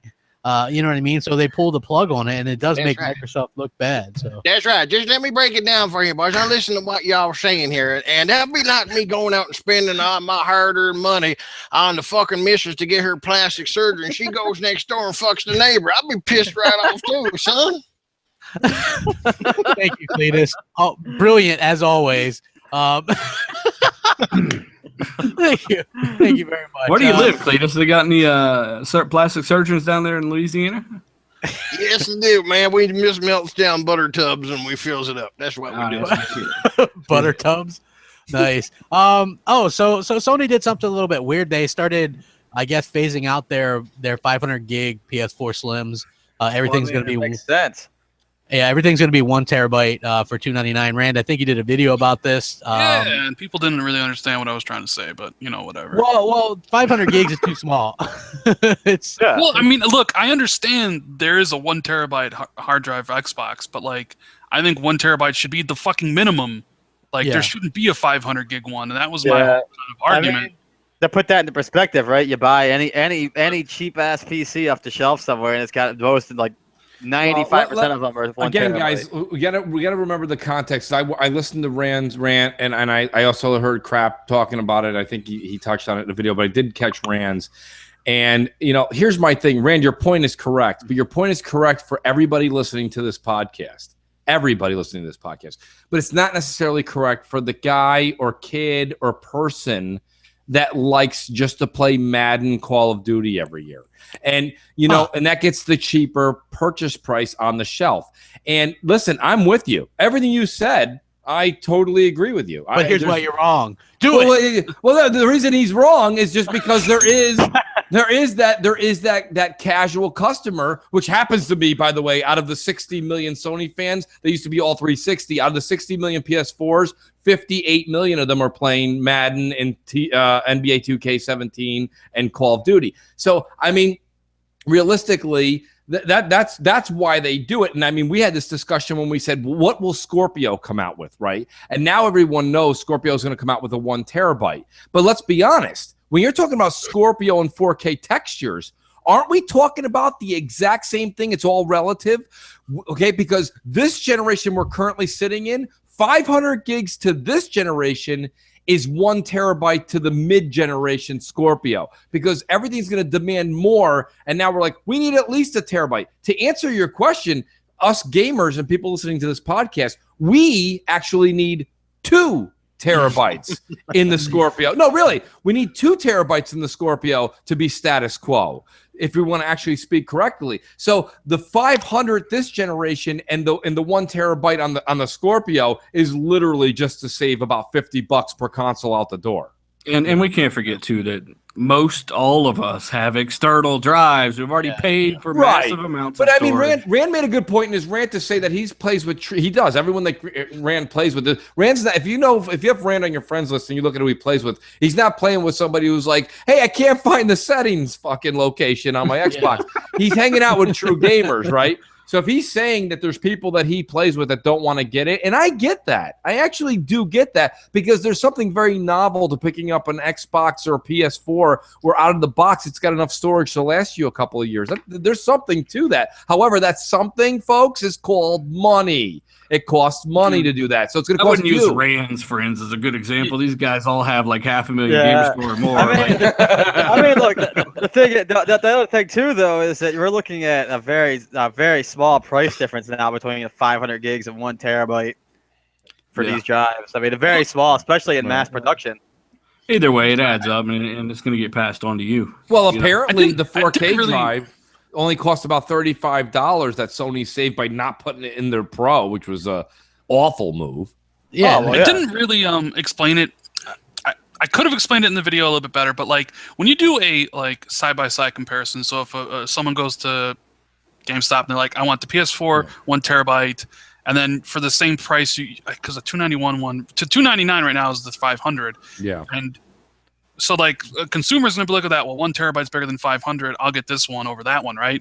But like Microsoft needs to do it just for matching that. Like they need to match Sony. So it's like 1 terabyte, everything's kind of equal. What happens? Let's say so Microsoft. We already know they're putting a 1 terabyte in the Scorpio, right? Because it was on the spec sheet or whatever. Yes. What happens if because I look at this as like Sony trying to fuck with Microsoft margins a little bit, right? So what happens if Sony introduces a new Slim, but with 2 terabyte standard to Microsoft Scorpio 1 terabyte premium consoles? Shouldn't a premium console come with more than 1 terabyte of storage when the PS4 Pro now has because that comparison would start to skewed a little bit there. Rand, you're really, really wise to say cutting into Microsoft's margins, but not one time this entire generation has Sony done anything pro-consumer. So you know what I'd say? Show me the money first, because let me tell you something. That'll never happen with Sony. I think Sony would do that to fuck with Microsoft. And even then, like doubling another terabyte, that's a good chunk of change too. Sony will do and has done exactly what you said, Rand. They will cut into Microsoft's margins, but it'll be damned that Sony will actually take $5 out of their pocket to try and give back to the consumer to hurt Microsoft. They're not going to take out of their pocket to hurt Microsoft. They only take out of their pocket, like they did what they did with this 1 terabyte thing, when they know that they can get these parts a lot cheaper and at least still make their same status quo what they were making on each console at the door. And let's not forget that these aren't the same hard drives anymore. X1, Xbox One S, PS4, PS4 Pro all use abysmal, slow-ass 5,400 RPM drives. Scorpio's been confirmed to have a 50% boost to bandwidth, right? So this is a different hard drive, and it's going to be a lot faster as well. And I think people will notice that. It's going to be, and the reason I say that is because it's more expensive to buy 1 terabyte that's 50% faster. So they're putting some money into this hard drive. I think it'll be good. Well, also, I mean, we literally just talked about before, 75% of gaming is digital now. Everything is moving more and more towards the digital future. Yeah. Games are getting bigger. Fucking Halo 5 is 100 gigabytes. Yeah. Destiny 2 is, they say on the store page, 70. Shadow 4 is 60. Gears 4 is, I think, over 60, right? Just wait till you get Scorpio games with an update that needs the 4K texture assets and how big those files are. I'm telling you, those hard drives are Rand, fill up fast. Are you external hard drives are going to be your best friend. Are you saying that we're online? We're basically online only, or online enabled now because so many people. I don't play video games. I haven't played a video game if my system wasn't online in years. Yeah, if I'm not connected online, I don't play. Yeah, I don't either. I'm the same exact. I mean, look, here's the thing though, and I think that it's a valid point, right? That Sony's going to be having a 1 terabyte drive. I mean, Rand is absolutely correct on that. People go in, and a lot of ill-informed people will go in there and be like, "That's a bigger number than 500." Well, we were witness to someone buying an external Hellhammer, that Xbox 2 terabyte external, and they're like, "You could put hundreds of games on there." Yeah. And me and Hellhammer were looking at each other like, "What the hell is this person smoking?" I'm also going to throw out here as well, right? Like, yeah, games are getting bigger, and especially with the Scorpio coming out, right? Like, we already know it's got a faster drive, that sort of thing. But 1 terabyte, you're already looking at probably putting a good majority of your 4K games, probably only a handful of them on that internal drive, right? So you start moving that over towards external drives, and you have a very limited bandwidth on a USB 3 external. Yeah, my friend who I game share with, so he literally has every single game I have, and I have 700 Xbox games. He constantly is deleting stuff because he won't go buy an external hard drive because he feels he shouldn't have to because the hard drive space on the Xbox should be enough. Well, he's wrong because there's a million gigabytes of games out there. I understand that. That's a bit far-fetched. But they won't buy it because, and even my other friend won't buy it just because he doesn't want to spend $120.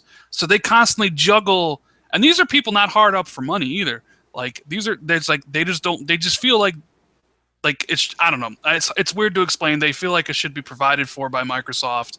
I mean, but then again, I guess when you're game sharing with me and I have 700 games, you're gonna run out of storage. Yeah, but you got to understand. You got to understand something, Rand. If me and you were taking a flight to E3, we'd witness some people on the plane that will not grab a sandwich on that one direct flight. They're going to wait for the free peanuts on board.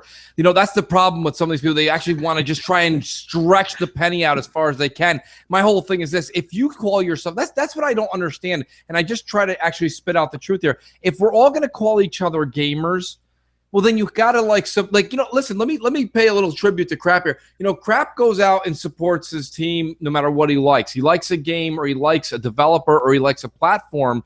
He goes out and he backs it up and he buys it. Certain times he'll buy a game before he even gets the review code. I know that for a fact, okay? Yeah. That's true dedication.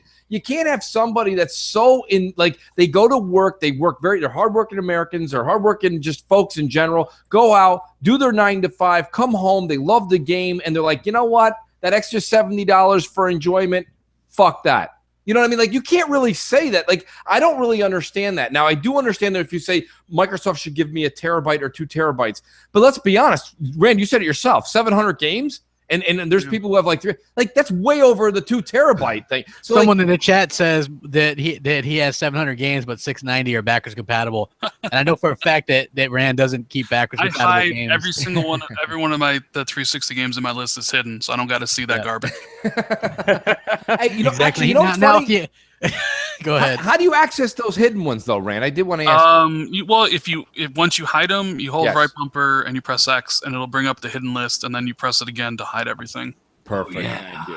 Perfect. Yeah, like me, I have like 460, and I think 50 of those are 360 games. I only install like the ones maybe that I haven't really played before, but then I might want to go back on and play a little bit here and there. But for the most part, it's just Xbox One games. Rand loves his indies, though, man. He's always playing some weird indie game, and I'm like, what the hell is that? You know what I mean? And Gamer Score, the game. Yeah, Gamer Score, the game. Hey, man, whatever got me those points, you know? Nice. Oh, no, I agree, man. I'm like, man, I wish I played some shitty games, you know what I mean? As far as the Division, you played the Division, right? Ooh. I played the hell out of the Division. Yeah, you played some shitty games. Speaking of shit, yeah, that first week, but Mooch, that first week was a hell of a first week, right? It was a hell of a first week, but I mean, you know, listen, I'm a New York Mets fan. The first week of every season's a hell of a week, and then we suck. Yeah. Okay, so I got news for you. That you know, I don't need to go on a Division rant, but I mean, to be honest with you, like. I got to give Rand credit, though. I see Rand always he's playing those indies. And some of them I see Rand playing, at least he's honest. He'll say this indie's not good. But some of the indies he's playing, they look like some fun. And, you know, Voodoo Vince is another indie, right? I mean, guys, that's basically an indie. Yeah, and, it is. Yeah. It's developed and published by Beep Games. Microsoft has some involvement in it somewhere, but Absolutely, it is an ID and Xbox game, right? They own the self-published. IP though. Microsoft does. Yeah. Which game's fun? Like I was playing it. I put up my video. hell for it. yeah. I thought it was outside of a couple control issues. I thought the game was cool. I don't know. I'm enjoying it. Well, I got a follow-up question to Rant's video on his review. It was an initial review, Randy, and you said you couldn't give it a thumbs up or thumbs down on the achievement scale because it was still hidden at the time. Currently, now that you know, is it a very easy 1,000 or not really? Yeah, I mean, it seems like it. I mean, if it looks like if you pretty much complete the game and collect everything, like all the bags and all that stuff, seems like you get 1,000. So I'm halfway How many points do you through. have right now on it? I'm halfway through. I have 320. 300. Yeah, I have 3. I mean, I'm surprised that Crapgamer got halfway through it. I mean, the last time I watched him play it, he spent about 30 minutes just repeating the same part over and over again. I was on that fucking rail cart, and you have to switch between the 3 rails. Yeah. And I kept dying. I couldn't get enough of the fucking shirts, right? That happened to me the first time. I missed it by 2. And I'm like, I missed it by 5. And Hellhammer goes, "Oh, this is the part where you give up on this game." I'm like, "No, it's not." I was like, "I can do this shit." You know what I mean? Like, what I like about that game is, first of all, they did a good job with the art style. Really holds up. The frame rate is really solid. It's not like this big open world game. I actually kind of liked it. It's just kind of old school where you just do the levels and you got to do something to get past. And it's like the puzzles aren't hard. They switch it up. Like sometimes you'll be like on the rail cart or you're in a plane or whatever. You know what I mean? Like it's fun. Like I was surprised by how much fun that game still is. And I think that people should go out and support that because they said that they're willing to do a sequel if it does well. So I'm actually hoping that people go out and support it because I feel like platformers are a genre that gamers need and like, but that kind of died out there for a bit. You know what I mean? It's like nobody cares about you if you're a platformer unless you're on the Nintendo system. Hey, it's $15. You know, just go buy it. 15. Exactly. That's what I told I'm gonna buy it eventually. That's what I That's the told thing you. I have with indies these days. Like, there's one. First of all, I mean, I guess I'm terrible because I dismiss a lot of those games, especially if they got really fucked up, shitty graphics. Like, I don't want to play like 8-bit fucking games. And there's so many of them now that have the pixelized 8-bit graphics. I'm like, fuck, I'm so over the 8-bit generation. And then you go and pay like $30 for them. I'm like, what the hell, man? Shovel Knight, $30.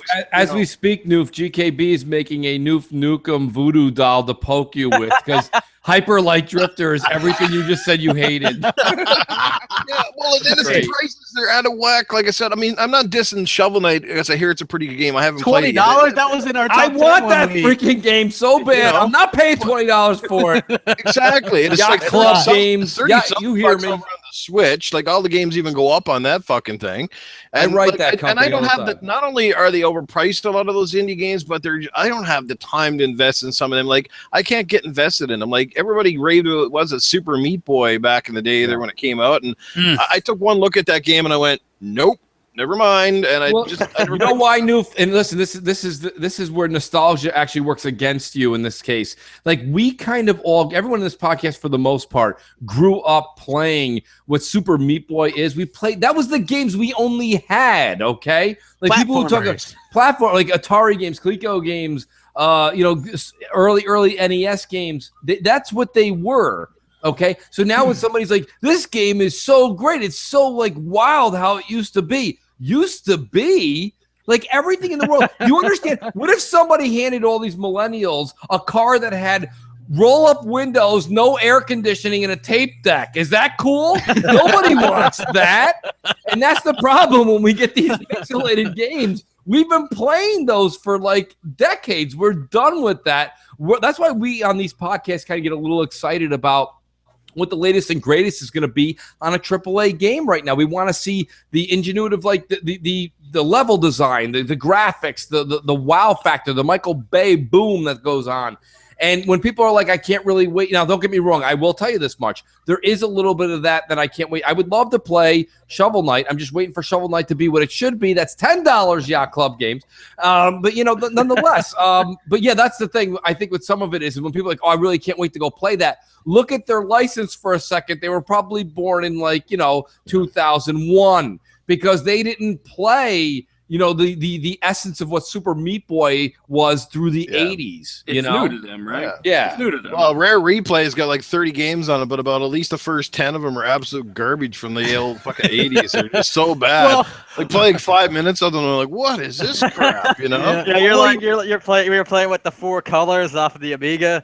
Oh my god. Well, you know what's funny is me and Mooch were talking. We did our quick plug here. We were doing our Patreon only podcast last night, and we had J-Dubs in there, and he was really excited about this Wonder Boy game that just came out. And me and Mooch are like, what the hell is Wonder Boy? And he's like, oh man, you guys never heard of Wonder Boy, eh? It was like this great game back in the Sega Masters, because he's Canadian. Yeah. He's like, it was a great game back in on the Sega Master System. And he's like, and they totally redid it. It's hand drawn and everything, and I like hockey. And me and Mooch are like, yeah, it's $20 though. Like, I mean, Well, Brandon, have you played Wonder Boy? Do you know what I that have is? not played Wonder Boy yet. I was going to try to play some tonight and some of it tomorrow, and then maybe put a video up. Okay, because I mean, Jay really likes it, and he's like, Mooch, have you ever heard of Wonder Boy? And I'm like, not unless that's that song by Tenacious D. I'm like, I'm not really sure what the hell that is, but I'm like, yeah, no, I mean, but I did check it out. He sent us a video. I will say this much: in the world of that indie game, I mean, I don't even think we can consider it an indie, right? It's a remake. yeah, and they hand drawn. It is beautiful looking. It I looks will good. say that. It does look was good. a fairly big game back on the Sega Master System. It was kind of like Sega's like character kind of at the time before they had the Sonic, because they went through a bunch. They had like Alex Kidd, and that didn't fly. And then they went with Wonder Boy. You know, they tried a bunch of items before Sonic finally solidified their whole mascot. But yeah, if you had a Sega Master System, I think they might have even made a game or two on the Genesis. But yeah, Wonder Boy was kind of big. And the kind of cool thing with this game is, too, I don't know if you noticed, but you can press one button and have it play in the retro graphics, and then you press another one and it has the hand-drawn sort of art style, which is pretty cool. Sort of like what Halo Anniversary and Halo 2 Anniversary did, where you click the button and you can go back. You said it was $20 though, right? Yeah, $20. I mean, developers get to choose their own pricing structure on this console. We know that, and they chose $20. That's kind of just like that. Capcom did that Disney Afternoon thing, right? Which looks interesting, right? Because I like those games, like Darkwing Duck and those games. But $20 for those 4 games, you know, it's like, I don't know. That seems a little high. I'll probably get it when it's half seems off. a little better if you tell yourself, $5 a game. That's not too horrible. You know what? Better Don't to sell buy like fucking a million copies at say $5 a game than fucking 100,000 at 25. You know what I mean? Yeah, don't buy those games. Just win them from me. I did. I entered your. I entered Rand, yes. Your Gleam. Mooch said thing. 10 games. I said, Mooch, let's double it. It's America, baby. That's right. He's right. He's right. Hey, Yeah, listen, while everyone's listening, and a lot of people do play Rand's giveaways, I'm just asking for a couple. Okay, he's giving you 20. Just asking for a couple. All right, be nice. Well, hey, you know what? I heard this a lot too. Like people bitching about this. Halo Wars Definitive Edition goes to Steam. People are wanting to know: is this a problem? They're like, "Crap Gamer, this is how it starts. Crap, we're gonna lose all of our games." That was me. That was me. What are you talking about? I know you did message me. That's what I did that to get you riled up. I sent you the link, and I'm like, "Ins." Yeah, and I was like, you think? And I was like, I don't really think it's a problem. First of all, Phil Spencer said they were going to put some more games on Steam. Second, this game originally came out 9 years ago on the Xbox 360. You know what I mean? That's how it starts. They start putting one out there. The next thing, it's 2, 3. Well, Voodoo Vince, Ori, Quantum Break, they all went to Steam. But you know what's odd about this is that they don't allow the Steam users to play against the Windows PC users. It's like they're secluded from each other, which is a little bit weird. I don't get that. Yeah, well, that's because they ripped out all Xbox. Steam have their own. Steam have their own servers, kind of like Xbox Live, right? So I know there are 2 different things where I think the Windows Store runs off of Xbox Live. Yeah. Well, So I mean, they removed the achievements. It has Steam achievements, not Xbox achievements. The multiplayer is Steamworks only. They basically removed everything about Xbox Live from the title. Completely gutted it. Well, people are like, oh, I guess this must mean Windows 10 store is dying or whatever. You know what I mean? Like, I don't get the hate for the Windows Store. Like, I mean, it's not my favorite thing. But them putting a fucking 9-year-old game or a remake of the first game up on Steam absolutely means dick. Like Oh, people yeah, should not worry. You know it means everything, dude. That's just how it starts. Next thing you Control know, hammer. next thing you know, you're gonna be like Halo. They're gonna be like Halo 6 coming out for Xbox One and Steam. They're not gonna put that shit on Steam. Oh yeah. They're not gonna put that on Steam. Fuck you, Hellhammer. I'm about to mute his mic. like, look, that would not make any sense to fucking put Halo 6 on Steam because they're trying to do this whole Play Anywhere stuff. Like, that's a big game. Oh, that doesn't make sense for them to put their game on a platform that has 150 million plus versus the 14 million Xbones out there. Why? They could just pirate it. Isn't that what people do? I mean, like, yeah, matey. I don't know. Like, do you guys not like Dealer? You play a little bit of both. Do you not like? You probably don't think this is a big deal at all, huh? People only give a shit because they're little fanboys and it's something. Yeah. It's a negative. They could throw at something, right? So ultimately, nobody gives a fuck about you. Quit talking about it. Like, that's what I would say to that person, right? So it is what it is. It's not a big deal. It's Halo Wars 1. Like you said, 9 years old. And even if they bring Halo Wars 2 over, I don't give a fuck. I got the game on X1. I got it on Play Anywhere. I'm happy. Yeah, I mean, it's not. Like honestly though, it's not really a big deal at all. I mean, it's an old game. I mean, look, if you want to get into the technical side of that, like there's already like Fable Anniversary and the first Fable game are both on Steam. I mean, there's like a big list of games that are used to be Microsoft exclusives or Xbox exclusives that are now on there. Yeah, they obviously don't give a fuck about it anymore. They're gonna put it on where they can sell it, right? I'm gonna say, Mooch, you probably care less about this than anybody because you were the one that was always like, "Who cares?" Whenever we'd bring up games going to PC. I've never understood that. Like, and I mean, the PC folks getting mad at Xbox. I mean, listen, if PC gamers want to get mad at console people, I can understand you pointing the finger and being like, screw PlayStation. Look what they're doing. This is ridiculous. But like, Xbox, look at the games are all coming over. It's almost like, it's almost like if you met your cousin who was coming over from Europe you never met before, and all of a sudden you're like, I don't have anything in common with you, but we are blood, so let's hang out. You know what I mean? Like, what's why are we getting angry? I don't understand. Who gives a shit? You got a point, man. I don't really get this whole clash between PC and console. PCs are kind of like monster trucks. You know what I mean? There are people out there that have these amazing trucks, but you can't really compare a monster truck like Bigfoot, say, to a standard Ford F-150. You know what I mean? Like, it's just... Yeah. I just don't get it. They're serve two different purposes, right? Sort of they still do somewhat the same thing in most cases, but I just don't get it. Like, when people go that whole console exclusive bullshit, it's like that's why they say console exclusive, because people need to realize it means you cannot play it on the competitor console. Last time I checked, PCs weren't classified as consoles, which means they're not simply plug and play devices you pop into your TV and within seconds you're basically ready to roll. Like, I just don't get it. If you love PCs, you love the games, you can afford to buy the hardware upgrades, I say, look, more power to you, man. Kudos. And with the Play Anywhere thing, fuck, it's a double bonus. You're gonna buy a PC game, get one for your Xbox. It's like a double whammy. But I just never get the argument so much. Yeah, I agree 100%. Like, at first it was annoying to me. Right, but was it annoying to me because I felt like I was losing something, or was it annoying to me because it was something that Sony fanboys had? You know what I mean? Yeah. Like, when they kept bringing that up, like, that was the part that really kind of annoyed me, and it wasn't really the actual part of it where they can play it. Like, personally, I don't, because it's all supporting Microsoft. Like, if you're buying the games. Yeah, the conversation is dead now, right? I mean, PS4 games are going to PC. Everything's moving over to the PC. So yeah, PS4 games are with the whole, and we called that. I think me, Dealer, and Hellhammer, we were the ones that were like, yep, this means that they're gonna start putting PS4 games on the PS4. But let's not forget too, the other thing about this whole thing is that people will be like freak out over a 9-year-old game, an original Halo Wars game going to Steam, right? But then this game that everybody hailed as being this great game, it was a PS4 exclusive, Nier Automata, is on PC literally within weeks of its release. Yeah, and nobody said anything. It's still counted as a That's PS4 because exclusive. exactly like I said, it's just something they can sling at you because they're not growing up in the head. So yeah. Hey, Mooch, you're gonna like this one, right? So Microsoft apparently is gonna have some kind of VR thing for Scorpio.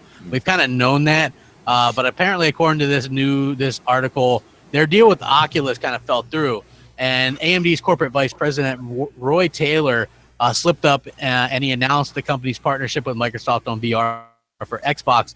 And he was speaking of his company's past work with Sony on PSVR, and he also said, and with Xbox in the future.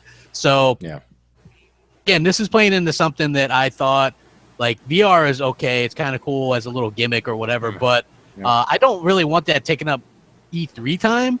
It doesn't translate well to people watching at home. Let's not worry about E3 time getting taken up. Let's worry about like this generation's time getting taken up, because here's the problem I got, right? I'm not going to sit here and tell you that PSVR is trash and then grab a fucking set of pom-poms for Microsoft's version.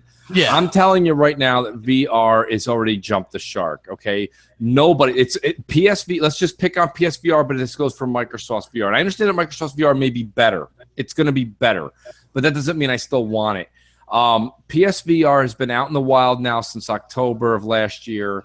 Nobody that we all know on a regular basis, unless you're talking to Greg Miller and his gang of merry gamers, nobody has a PSVR anywhere in your neighborhood, your friends, your accomplishments, anything. Anybody you happen to know at work, nobody has one. So I have not seen anybody at the water cooler being like, that fucking Walking Dead episode was awesome, but after that, I fucking played Job Simulator and lost it. No, and nobody's ever said this. These are words that have come out of nobody's mouth. VR is it's not that it's a never was, okay? It's a never was. It never became. So I'm not going to sit here and get excited. Does that mean that Todd Howard, Phil, and company didn't work to put something insane together for VR? I bet you that's knockout. I bet you it's going to be like mind-blowing. I also bet you no one plays it. So, like, the point of the matter is that VR is really jumped the shark. We know that AR is the future, and that's fine. You know what I mean? That's fine. I still would put my bets and my money on AR, because it's something that, and it's not going to work with all the games we're playing with today, people, but it's going to work with games that are going to be coming out in the future, or like a lot of the indie games where you can still put them on and enjoy a simplistic game. If Minecraft looks mind-blowing in AR, so's going to be like Shovel Knight and, Wonder Boy or things. You can play Halo. Those types of games. Well, Halo will look great if they can do it, but I mean, you can't be, you would be totally immersed into Halo, and even though you can see the people in the room behind you, like, you're not going to be able to be like, blah, blah, blah about politics and duck, honey. You know what I mean? Yeah. Like, you can't, you know what I mean? Like, the thing with AR, though, is it doesn't have to be like, oh, there's people behind you or whatever. Like, AR could work real well for games like Halo and that sort of thing, because your HUD and everything could be displayed right in front of you rather than on a TV screen. Like AR with something like City Skylines would be fucking nuts. To like look down the floor in your city, your building, it's right there. Absolutely. And that's the Minecraft concept, right? I mean, Minecraft interests me zero, but Minecraft AR, I'm interested. It's appealing. Well, remember they did a HoloLens Halo type deal. What if they're doing some kind of Halo type deal for for their VR or whatever? Like, I mean, I could see that. Like, we know that this is a thing, that Fallout 4 is going to be on VR, and they're probably going to have some kind of deal with Microsoft. So that's coming. And then what if they have some kind of, like, Resident Evil 7, that's on PlayStation VR, that could easily be ported to Scorpio VR. Like, they could have some decent stuff that would be worth maybe playing through. Like, if you look at what's on PlayStation VR right now, there's not much in the way of compelling games. It's a lot of like tech demos and things like that. But I think if done right, Microsoft could do a good job. Again, I'm just like you, Mooch. I'm saying, it's not like something I'm going to cheer for, but it is something at a decent price that I'd be willing to try. I mean, the thing is, though, with VR, even across any system, right? Like, even on PC, where people say that, basically where the birth of VR happened and that sort of thing. And there's, you got the likes of Oculus and the HTC Vive and everything on there. There's still most of the stuff on there that's VR is tech demos, 98%. Yeah, and that's even what Phil Spencer said. He said, so far it's pretty much all. Yeah, it's like he doesn't like the whole wired situation, and it's really, you really feel disconnected and things like that. Kind of a bunch of experiences, Yeah. So I get that. When it comes to VR, there's two things that is keeping me from actually purchasing a PlayStation VR. I mean, some of the games do look interesting, and I think it's a different type of $700 price experience. tag. $700 for the kit here, man, and that and on top of that, I was just looking at like the whole setup and all of the cords, and it's how it's connected to this and connected to that, and just like Cletus said in his video, if you get depressed someday, you can hang yourself off the ceiling with those fucking things. So is that how Aaron Hernandez did it? So PSVR is $700 over in Canada. Canada, $700 yeah. for the kit. Yeah, I think it's $549 if you just want the goggles itself, and you still got to go out and buy the dildo controllers, I think. So, well, what if you already got dildos? I mean, I'm not quite sure the wife's dildos will work quite well with VR, but we can fake it. You could paint them with some some neon paint, right? Yeah, I mean, like it'll all be good. Like look. They've got some. Anyone check out the Farpoint though? Did you check out the Farpoint game? Yeah, it looks interesting. That looks kind of neat. Yeah, it looks kind of neat. But again, it's like, how long are you gonna want to play that stuff? You know what I mean? Like, I don't know anybody. Like, I know some people that have it, like in the Twitterverse or whatever. But I don't know anybody that's like Doc Cupcake had it, right? Has it? He played it that first week, Mooch, and then we never hear him talk about it again. Yeah, that was it. But that's everybody, not just Doc. Yeah, I mean that's what VR is, right? Like people go out and spend all this money on this stuff, and then they talk it up because they're like, man, this is awesome. And then once you realize that there's nothing you can actually play on the thing, or that everything is literally just the same old, right? Like, who wants to go play Job Simulator where Mooch was right on Twitter the other night. Who the fuck wants to go play that? Yeah, you get home from your job and then you want to fucking simulate your job, right? Today was a real rough day at work, honey. I'm going back. Listen, my thing is this. Even when I saw some people say, well, Mooch, you're kind of wrong because by the way, I loved Resident Evil 7. I thought it was it's going to be the sleeper hit of 2017. But besides that, that's a different conversation. But people say that the VR was outstanding for that. Do you understand that I was playing? I did the whole thing, the whole ambiance, shut the lights off, got there, got an adult beverage, hanging out. If the house even creaked a bit, I was like, pause the game, grab a flashlight in the fucking Louisville Slugger, and I'm walking around the house, right, and freaked out. You think I'm going to put a pair of goggles on and then hear something? No way, dude. Because you got to wear a headset too, like earphones or whatever. Yeah, but that's like getting enjoyed by somebody knocking the wind out of you every 5 minutes. That would freak the shit out of anybody. And don't say this, like, come on, man, that's ridiculous. So even in the most extreme, awesome conditions, my personal opinion is VR, it's just not for everybody. Because even when it works, it doesn't appeal to people. And I think that's the problem. You know what I mean? And Doc did a great job of doing that first week where he showed a lot of games off. People like, this is great. But you know what? It's funny. Even Colin Moriarty and Greg Miller, they said it after they used it for a week. Greg Miller went back to it, and Colin goes, I haven't used it since we first tried it because, first of all, the apparatus is very uncomfortable and very time-consuming to set up. And he said, secondly, it's just not there yet. And that was it. It's just not there yet. Yeah, I agree. I wanted to ask you guys real quick as well, because Digital Foundry said that there could be some more surprises coming along with the Scorpio reveal at E3. I'm wondering if, like, obviously they're probably talking about the hardware side of things. Like, what do you think they could be talking about that we don't know about? Like, I don't know. Like, Rand, what do you know? Because I know you know shit. I heard that when you buy a Scorpio, it'll give you a blowjob. Wow. So, maybe more reason to buy it. Wow. I don't know. That was the wrong one. It was. Made every young nerd life just come to life. They're going to be plunking down tomorrow. Yeah. Yeah. Who knows, man? Microsoft has righted the wrongs of the past. They made the most powerful home console, so Xbox gamers can play the best versions of their games going forward. Who knows what else they have in store for us? I'm excited for Scorpio, even though I see people in chat saying I'm down on Xbox. Shoot. Come on, guys, I don't know where you come off with Rand shooing Xbox. It's all he plays. Like he's just short of getting an Xbox tattoo as a tramp stamp. I mean, come on. I love Xbox, but I don't know, man. Like, who knows? I mean, like the system, everything. I'm loving everything about the messaging they have for Scorpio so far. It's like it's just it's such a step removed. It's like the other. I mentioned this in a video. It's like it's all just simple and clear. It's It's the most powerful system. It'll play your existing games better. It'll play all the future games. It'll be the best way to play them, right?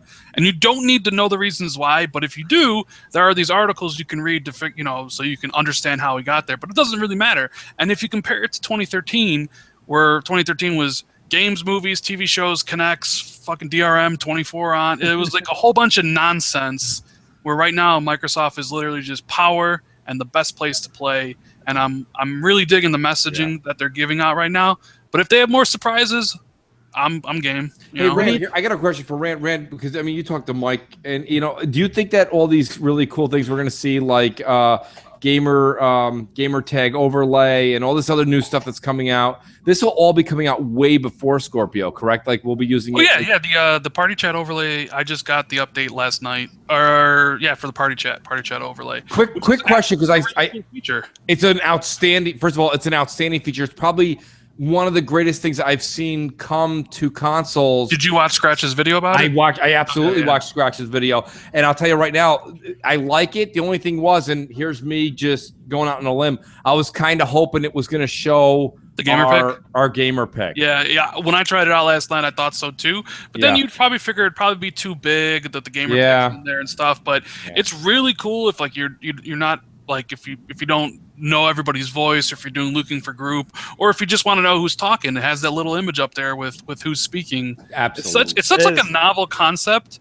that I'm surprised it took them this long to kind of get to it, But I think it's the overlay function, because let's say, Rand, correct me if I'm wrong. I'm seeing the achievements overlay, we're seeing the chat overlay. It's just a matter of time before we're able to do the people are calling, and Mike made a point to say, if you want picture-in-picture for TV, you need to go and ask for it. But I think that they know that we kind of want that. Do you think the overlay for TV will come in a PIP soon? It wouldn't be. I mean, they said there's no picture-in-picture overlay right now.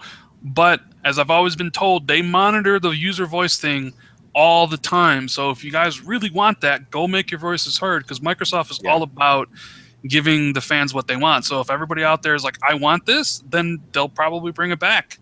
Which is kind of why I would not be surprised if we see Halo 3 Anniversary. And I know they say no new Halo game this year and not by 343. But just think about it. Like I said, everything adds up. This will be the 10-year anniversary of Halo 3. They made the anniversary for the other games. Having a 4K Halo 3 on Scorpio at 60 frames, bring back that amazing multiplayer and that stuff. It just makes sense. And you said Microsoft's listening to fans, and how many fans online have been basically saying, we want this so bad? Like, why would you turn down a cash cow that is going to be an instant seller? And a nice little showcase for the Scorpio, even if it's not packed in, say they sell it for, I don't know, like $30 or something like that, and like everybody will be snapping it up with their console. It's already bought the goddamn game in the Master Chief Collection. If it's not free for people who bought the Master Chief Collection, it's bullshit, for one. And secondly, the game looked fucking great in Master Chief Collection. I think it still looked fine and it played just fine. I would say that I agree that it needs to be if they're gonna do an anniversary, they need to do it on that. They need to just pack it in like ODST. They give it to you. I don't think Microsoft even wants to revisit Master Chief Collection in any way, shape, or form. I think they hate that. They're like, that's the black spot on the Halo thing, right? I mean, if they're gonna do it, this is the year, and maybe maybe they need to something to fill that Sea of Thieves void. Which everybody that buys a Scorpio gets a free downloadable copy. Like that whole. Can you talk about fire? And the other side, Master Chief Collection did have a dark spot, but it wasn't because of it wasn't 4 fantastic games packed in. It was because of the server issues, and that in itself, we all know, was partly because the game itself was too ambitious because of the different engines that basically Halo was built on from the first game to the fourth game. I mean, it changed drastically. I mean, it must have been a fucking retarded undertaking. They said it was because they were running the old graphics and the old net code and the old engine and shit underneath the brand new shit. OG Xbox stuff. So you were expanding realistically 3 different Xbox consoles. But you know what? That's still not an excuse because it didn't work properly. You should have delayed it until it was fixed. The thing is, Phil's backed himself in the corner on this one and said there's no Halo or Gears game this holiday. Well, he said he said was there's no new Gears game.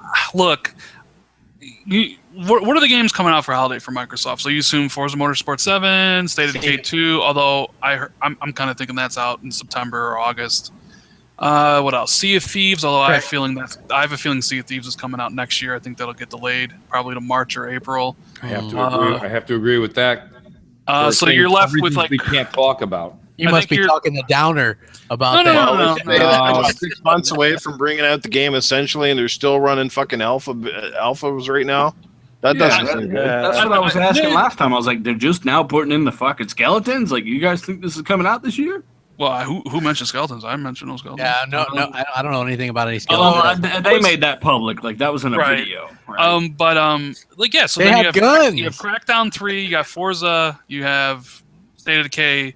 So I mean, maybe Halo 3 fits in there. I don't know. I think Phil's got something that we don't know about coming out. I mean, they need something besides just those games, obviously. Well, it'll either be that or it's going to be what Crap was talking about. That maybe we'll see something, and I don't know. Oh yeah. Because I had heard that possibly that Tomb Raider will be timed exclusive, the new one. Going back to the well a second time. You thought we'd have learned after the first one. Well, I mean, look, you need something. Like, you got to pull the trigger, right? Like, look, there was 2 years between Tomb Raider Definitive Edition and then Rise of the Tomb Raider. I could definitely see them, because if you look at it, Crystal Dynamics did Rise of the Tomb Raider for Xbox One, and then the port team did it for the PlayStation 4. They probably got almost a 360 version, right, Mooch? Well, how many years? How many years from the original release to the second one? Was it 3 years or 2 years? 2 years. 2000. Wait, the Definitive Edition came out. Definitive Edition wasn't done by the first one was 2012. 2013. Yeah, 2013, because it was my game of the year with BioShock Infinite. So 2013 it came out the year that the Xbox One came out. Hold on, let me see here. I thought it was the year before. Definitive Edition came out in December of 2014. Well, no, the Definitive Edition came out in 14, but I'm saying that game came out on 360. Well, because Crystal Dynamics. March 5th, 2013, folks. I guess they could. So what? This one came out in November of 2015. I guess if Crystal Dynamics was doing it, they could do a 2-year turnaround on it. I could have swore Definitive Edition came out in 2013. That's fucking insane. The original game on 360 came out March 5th, 2013. When did Definitive Edition come out then? 2014. Wow. Yeah, 14. Yeah. You know what would be cool is the original Tomb Raider game, but made with the fucking Tomb Raider Anniversary graphics engine. Well, wait a minute, Crap, though. But hold on 1 second here. Crystal Dynamics not working on Tomb Raider anymore. They're on the fucking Marvel deal. Remember? I get that, but they were supposedly were working on something for the past couple of years. Well, no, but that was Eidos Montreal. You were talking about the Tomb Raider that leaked on the subway, right? Yeah. Subway. Yeah, that's Eidos Montreal, which you would assume they start working on that after Deus Ex, which was last year, which means Tomb Raider would be next year. It could be, but they would still probably show that off, because I doubt it's going to come out this year. But then they could show it off. They'll show it off, and then people will be like, "Is it?"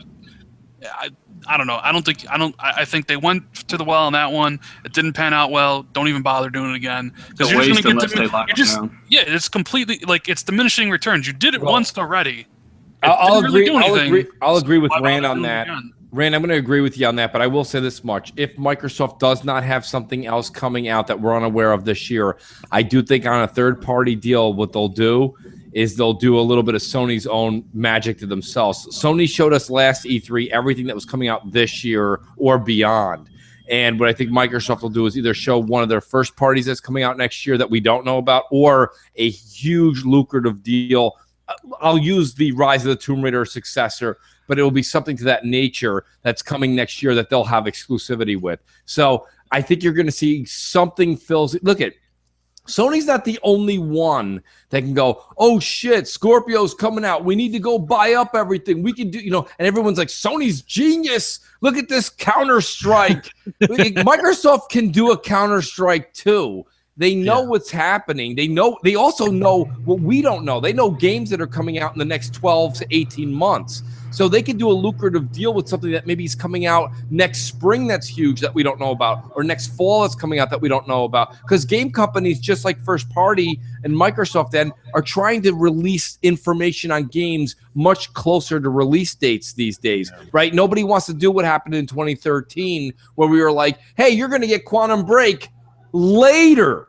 You know, like nobody wants to do that anymore. So I think that Phil's got something up his sleeve. What it is, I have no idea. I lean a little bit more towards a third-party exclusivity deal than a first-party bonanza, but I could be wrong. You do notice a lot of people freaking out, Mooch, and it's like, Microsoft, like I said before, are doing exactly what we would do. They're not going to tell you a fucking thing until E3.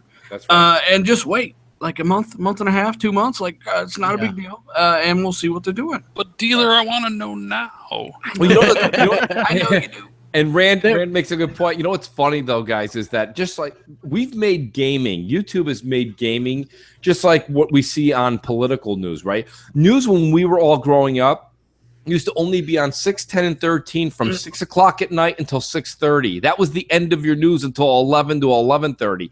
Now you've got CNN, MSNBC, Fox News that are going from morning till night nonstop. So we've got people constantly inquisiting and asking all these questions to Microsoft and Sony. What are you going to do? What are you going to do? They go as far as they can go with under lock and key. But like I say, nowadays, leaks are just a thing of the past. Now it's not leaks. It's just like a leak to me is almost planned because nobody gives a shit anymore. A leak used to mean somebody got fired or hung, okay? Now somebody does a leak and it's like somebody gets promoted. It's an insane thing. So you can either wait the 58 days till E3, folks, or just wait till your leak comes out next week and you can enjoy it. Well, I've been inquiring. Like people, I'm like, so what do you got? Anything? Got any juicy stuff? And it's like people like it's. But the thing is, here's my question, Crap. And this is a bad question to ask you because I mean, you're a lot of us are in the YouTube world and we're like, we want to get something juicy. Maybe I'm old school. I kind of like being wowed at E3. You know what I mean? And I'm sure there's a lot of people listening to this to this broadcast right now saying, yeah, I don't mind waiting. Like. There's something about, listen, I got news for you. Christmas is December 25th. I don't care what you celebrate or you don't. If you exchange gifts on the 25th of December, if somebody started handing me my big gifts on December 20th, kind of takes away from everything, right? And if I got it on Thanksgiving, it really sucks. So what I'm saying is like, I don't understand why we got to keep finding shit out before the day. You know what they should do? Here's what they should do. If anybody from Microsoft's listening, say E3 is June 11th or whatever, and then do a surprise E3 on May 27th for no reason.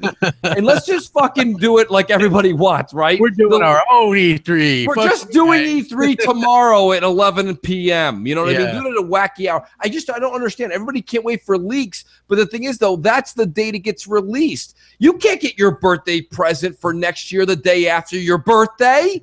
Like, I don't know what the fuck is wrong with people. I agree, Mooch, because I can tell you, man, I was like, even though I think Microsoft had a fantastic E3 last year, I remember sitting at home here watching the videos when I got home from work, and I just felt so let down because I already knew what was coming. Everything. Yes, absolutely. I knew what was coming, man. It just took the surprise away, My bad. No, Crap. By the way, it's not. It is nobody. That's the reason strippers keep their clothes on for 3 songs. No, chill. No, but listen, I got to. You know what? Though, I'll be honest with you. Crap. It's not anybody on YouTube's real. It's not anyone's fault. I mean, that's what we do here, right? It's like, hey, I heard something, so it spreads like wildfire. It's like YouTube's just a game of telephone, or it's like 4th period in high school. That's all that YouTube is. It's who said, he said, she said. But I mean, at the same time. There is something for like the whole surprise factor. And I mean, heck, I love it when Phil, like last minute last year was like, boom, here's Scorpio. I mean, everybody shit for a few minutes, right? Yeah. Even IGN was scrambling. IGN was like, how do we hate so quick? Yeah, we weren't even sure we were going to get that because we got the Slim, remember? Where people were like, oh, I doubt they announced that because then they would have to announce 2. Yeah, Sony scrambled so much they had to find an orchestra outside real quick. Like they had to fucking. I mean, there was just so much like wow factor off the Scorpio that Sean Layden was like, you know what I can do? I can do my fat guy in a little T-shirt routine. Let me wear my Crash Bandicoot T-shirt. I mean, they had to scramble. That's what brings a surprise to smiles and faces. You know what I mean? So I don't know. That's my whole thing. Leave a little to the imagination, people. Don't just wait for all these leaks. Try to plug your ears and wait till June, whatever it is. Yeah, I hear you, and I agree 100%. And like that, 2 hours has come and gone, folks. That fast, huh? Fucking really fast. So anyway, we're going to go ahead and do some outros. Mooch, since you're the guest, but kind of an old school person here, I just want to say thank you for agreeing to come in and help me out tonight. I was shorthanded. I appreciate it, man. You rock. You got anything to plug? Because I know we got MNC Mornings on your channel this weekend. Absolutely, yeah. MNC Mornings. I want to say thanks. Thanks for thinking of me, guys. Like I said, I will be doing a lot of spot shows here and there. Just a lot of stuff going on. But, to be honest with you, it's a lot of fun to come back. It was actually a treat to be able to hang out with Dealer, Rand, Hellhammer, and Noof. I game with a lot. So Noof's, a lot of my jokes with Noof bounce off him like a bullet off Superman. He's heard a lot of these bits. But, in all honesty, no, it's been a privilege. It's good to be back on prime time. And, we got MNC Mornings on Sunday morning. We got Friday. I'm going to be streaming. Yeah. So definitely. Yeah, we're going to be streaming Friday on Beam. So I think we're leaning towards Diablo 3. And, guys, it's beam.pro/the mooch. Go ahead and hit me up because, Beam is new. And Beam takes, you do it on Twitch. You do things on YouTube. And you get quite a population. But Beam is new, and you really got to work towards it. So I'll advertise it. And I want to thank everybody for having me on. Thank you. Yeah, absolutely. No problem, man. And Dealer, what do you got going on, man? I know you got, videos and all that kind of stuff. And Space Dealer, He says the same thing every. I know you got videos and shit. Videos. What the fuck are you doing? Obviously I dropped a video today. It was good having you on, Mooch. I am so fucking tired and exhausted from the best podcast on a Wednesday. I just can't overstate that. So yeah, it was an awesome podcast. A little quiet this time, but like I said, I hope you come on again soon, Mooch. Thank you. Huff some Pine Sol before the show starts, and we'll kind of go back and forth, But yeah, obviously, as Crap said, Space Dealer Space II on Xbox Live, Dealer_gaming on Twitter, and that is all. Yeah, awesome. Hellhammer, what do you got going on? Not too much. I'll be back on here next week. Otherwise, you can find me on Twitter at XXHellhammer or on Xbox Live XX_Hellhammer. Did you drop those videos? No. You know what the problem is? It's so fucking hard to get upload times in with Crapgamer fucking uploading shit 24 hours a day. I don't know what he's talking about. I don't know what he's talking about. I upload a couple videos here and there, nothing big, not too much. Man, you're uploading all of that time. I'm like, man, maybe I'll upload that video now. And I go on there, I'm like, oh, nope, the internet's fucking just set an alarm for 5 a.m. and just upload it then, and then have it scheduled. Probably be uploading then too. I have this kid that gets up in the middle of the night and is like, I'm gonna put a video up. I do, actually. It's it depends on the time. It's that's the best time to do it. Noof, what do you got going on, brother? Well, before I let you know what I got going on, Cletus just had a couple words here, I think. Well, buddy, it was another great podcast. Just want to say thanks for coming out and enjoying it all. Thanks, Mooch, for coming in. Rand, you as well. You guys are always fucking awesome. I finally put up my first video. Finally figured out how the hell to press some buttons to get this shit to work. So you can go over and check it out. It's up on YouTube, but you got to go to Noof Nookum's channel, and you'll check me out there. And if you love talking video games and titties, then that video is perfectly for you. Let me tell you, it's a lot of fun. I like doing that, and I'll have another one pretty soon. Thanks, Cletus. Awesome. As for myself, does Cletus live with you? Yeah, he's hanging over here, man. I can't get rid of the guy. Yeah, I can't put him out on the street. He wouldn't know what to do with himself. Yeah, sorry. Things are going good. Just trying to play some games, basically anything and everything. Trying to get I was actually picked up Zelda again for the first time in a couple of weeks. Horizon Zero Dawn. Been playing some Mass Effect. So the kind of list goes on and on, not to mention a back catalog of back compatible games. And it's like I'm just playing sporadically right now because I'm also trying to watch a lot of the NHL playoffs. So that's kind of what I've been up to. And Canadian watching hockey. Who would have thunk it, right? All the time, man. Did you check out the difference between Black Ops 2 on X1 and PS4? Crap did a great video. Yeah, I did. The colors fucking are amazing. So great on the X1 version. The resolution on that PS4 version? Jesus. Yeah, the Capital Foundry. The Black Crush. Yeah, the Capital Foundry goes deep in the detail. It's really phenomenal. It's people are like, "Where's that at?" Like they ask me now. They're like, "Where's Capital Foundry at with this one?" And I'm like, "All right, guys, calm down." And Brand, thank you for stopping by. What do you got? Because I know you got a lot of stuff. You do the Xbox 2 with Jez, which is pretty good. Actually, that one does better than TXR lately. Yeah. Surprisingly, I don't know if it's the earlier time slot, or people just like Jez. So, yeah, we did one today. Yeah. Check that out. I got the giveaway for 20 games on my Twitter. On Gleam. Yeah. Yeah, and TXR on Monday was quite controversial. I saw that. I was like, wow, man. It was like, you get Tim and Maka and Doc. Kind of that's some interesting back and forth there. So yeah, very very interesting. You had some Mari Povich action going on. Oh my god, it was like WWE in there. Yeah, it was interesting. Like, hey, that happens. Like one time, me and Tim got into it really heavy on BGST. Yeah. And people were like, "That's the end of BGST." No, we're cool. You know what I mean? Like it happens. It happens. So anyway, thank you guys all for checking us out tonight. Thank you, Mooch, Noof, Hellhammer, Dealer, Brand, for stopping by. It's been a kick-ass show. It really flew by, man. Awesome time. Thank you. We'll have She-Wolf and GKB back next week. Thank you guys. Rack 'em up.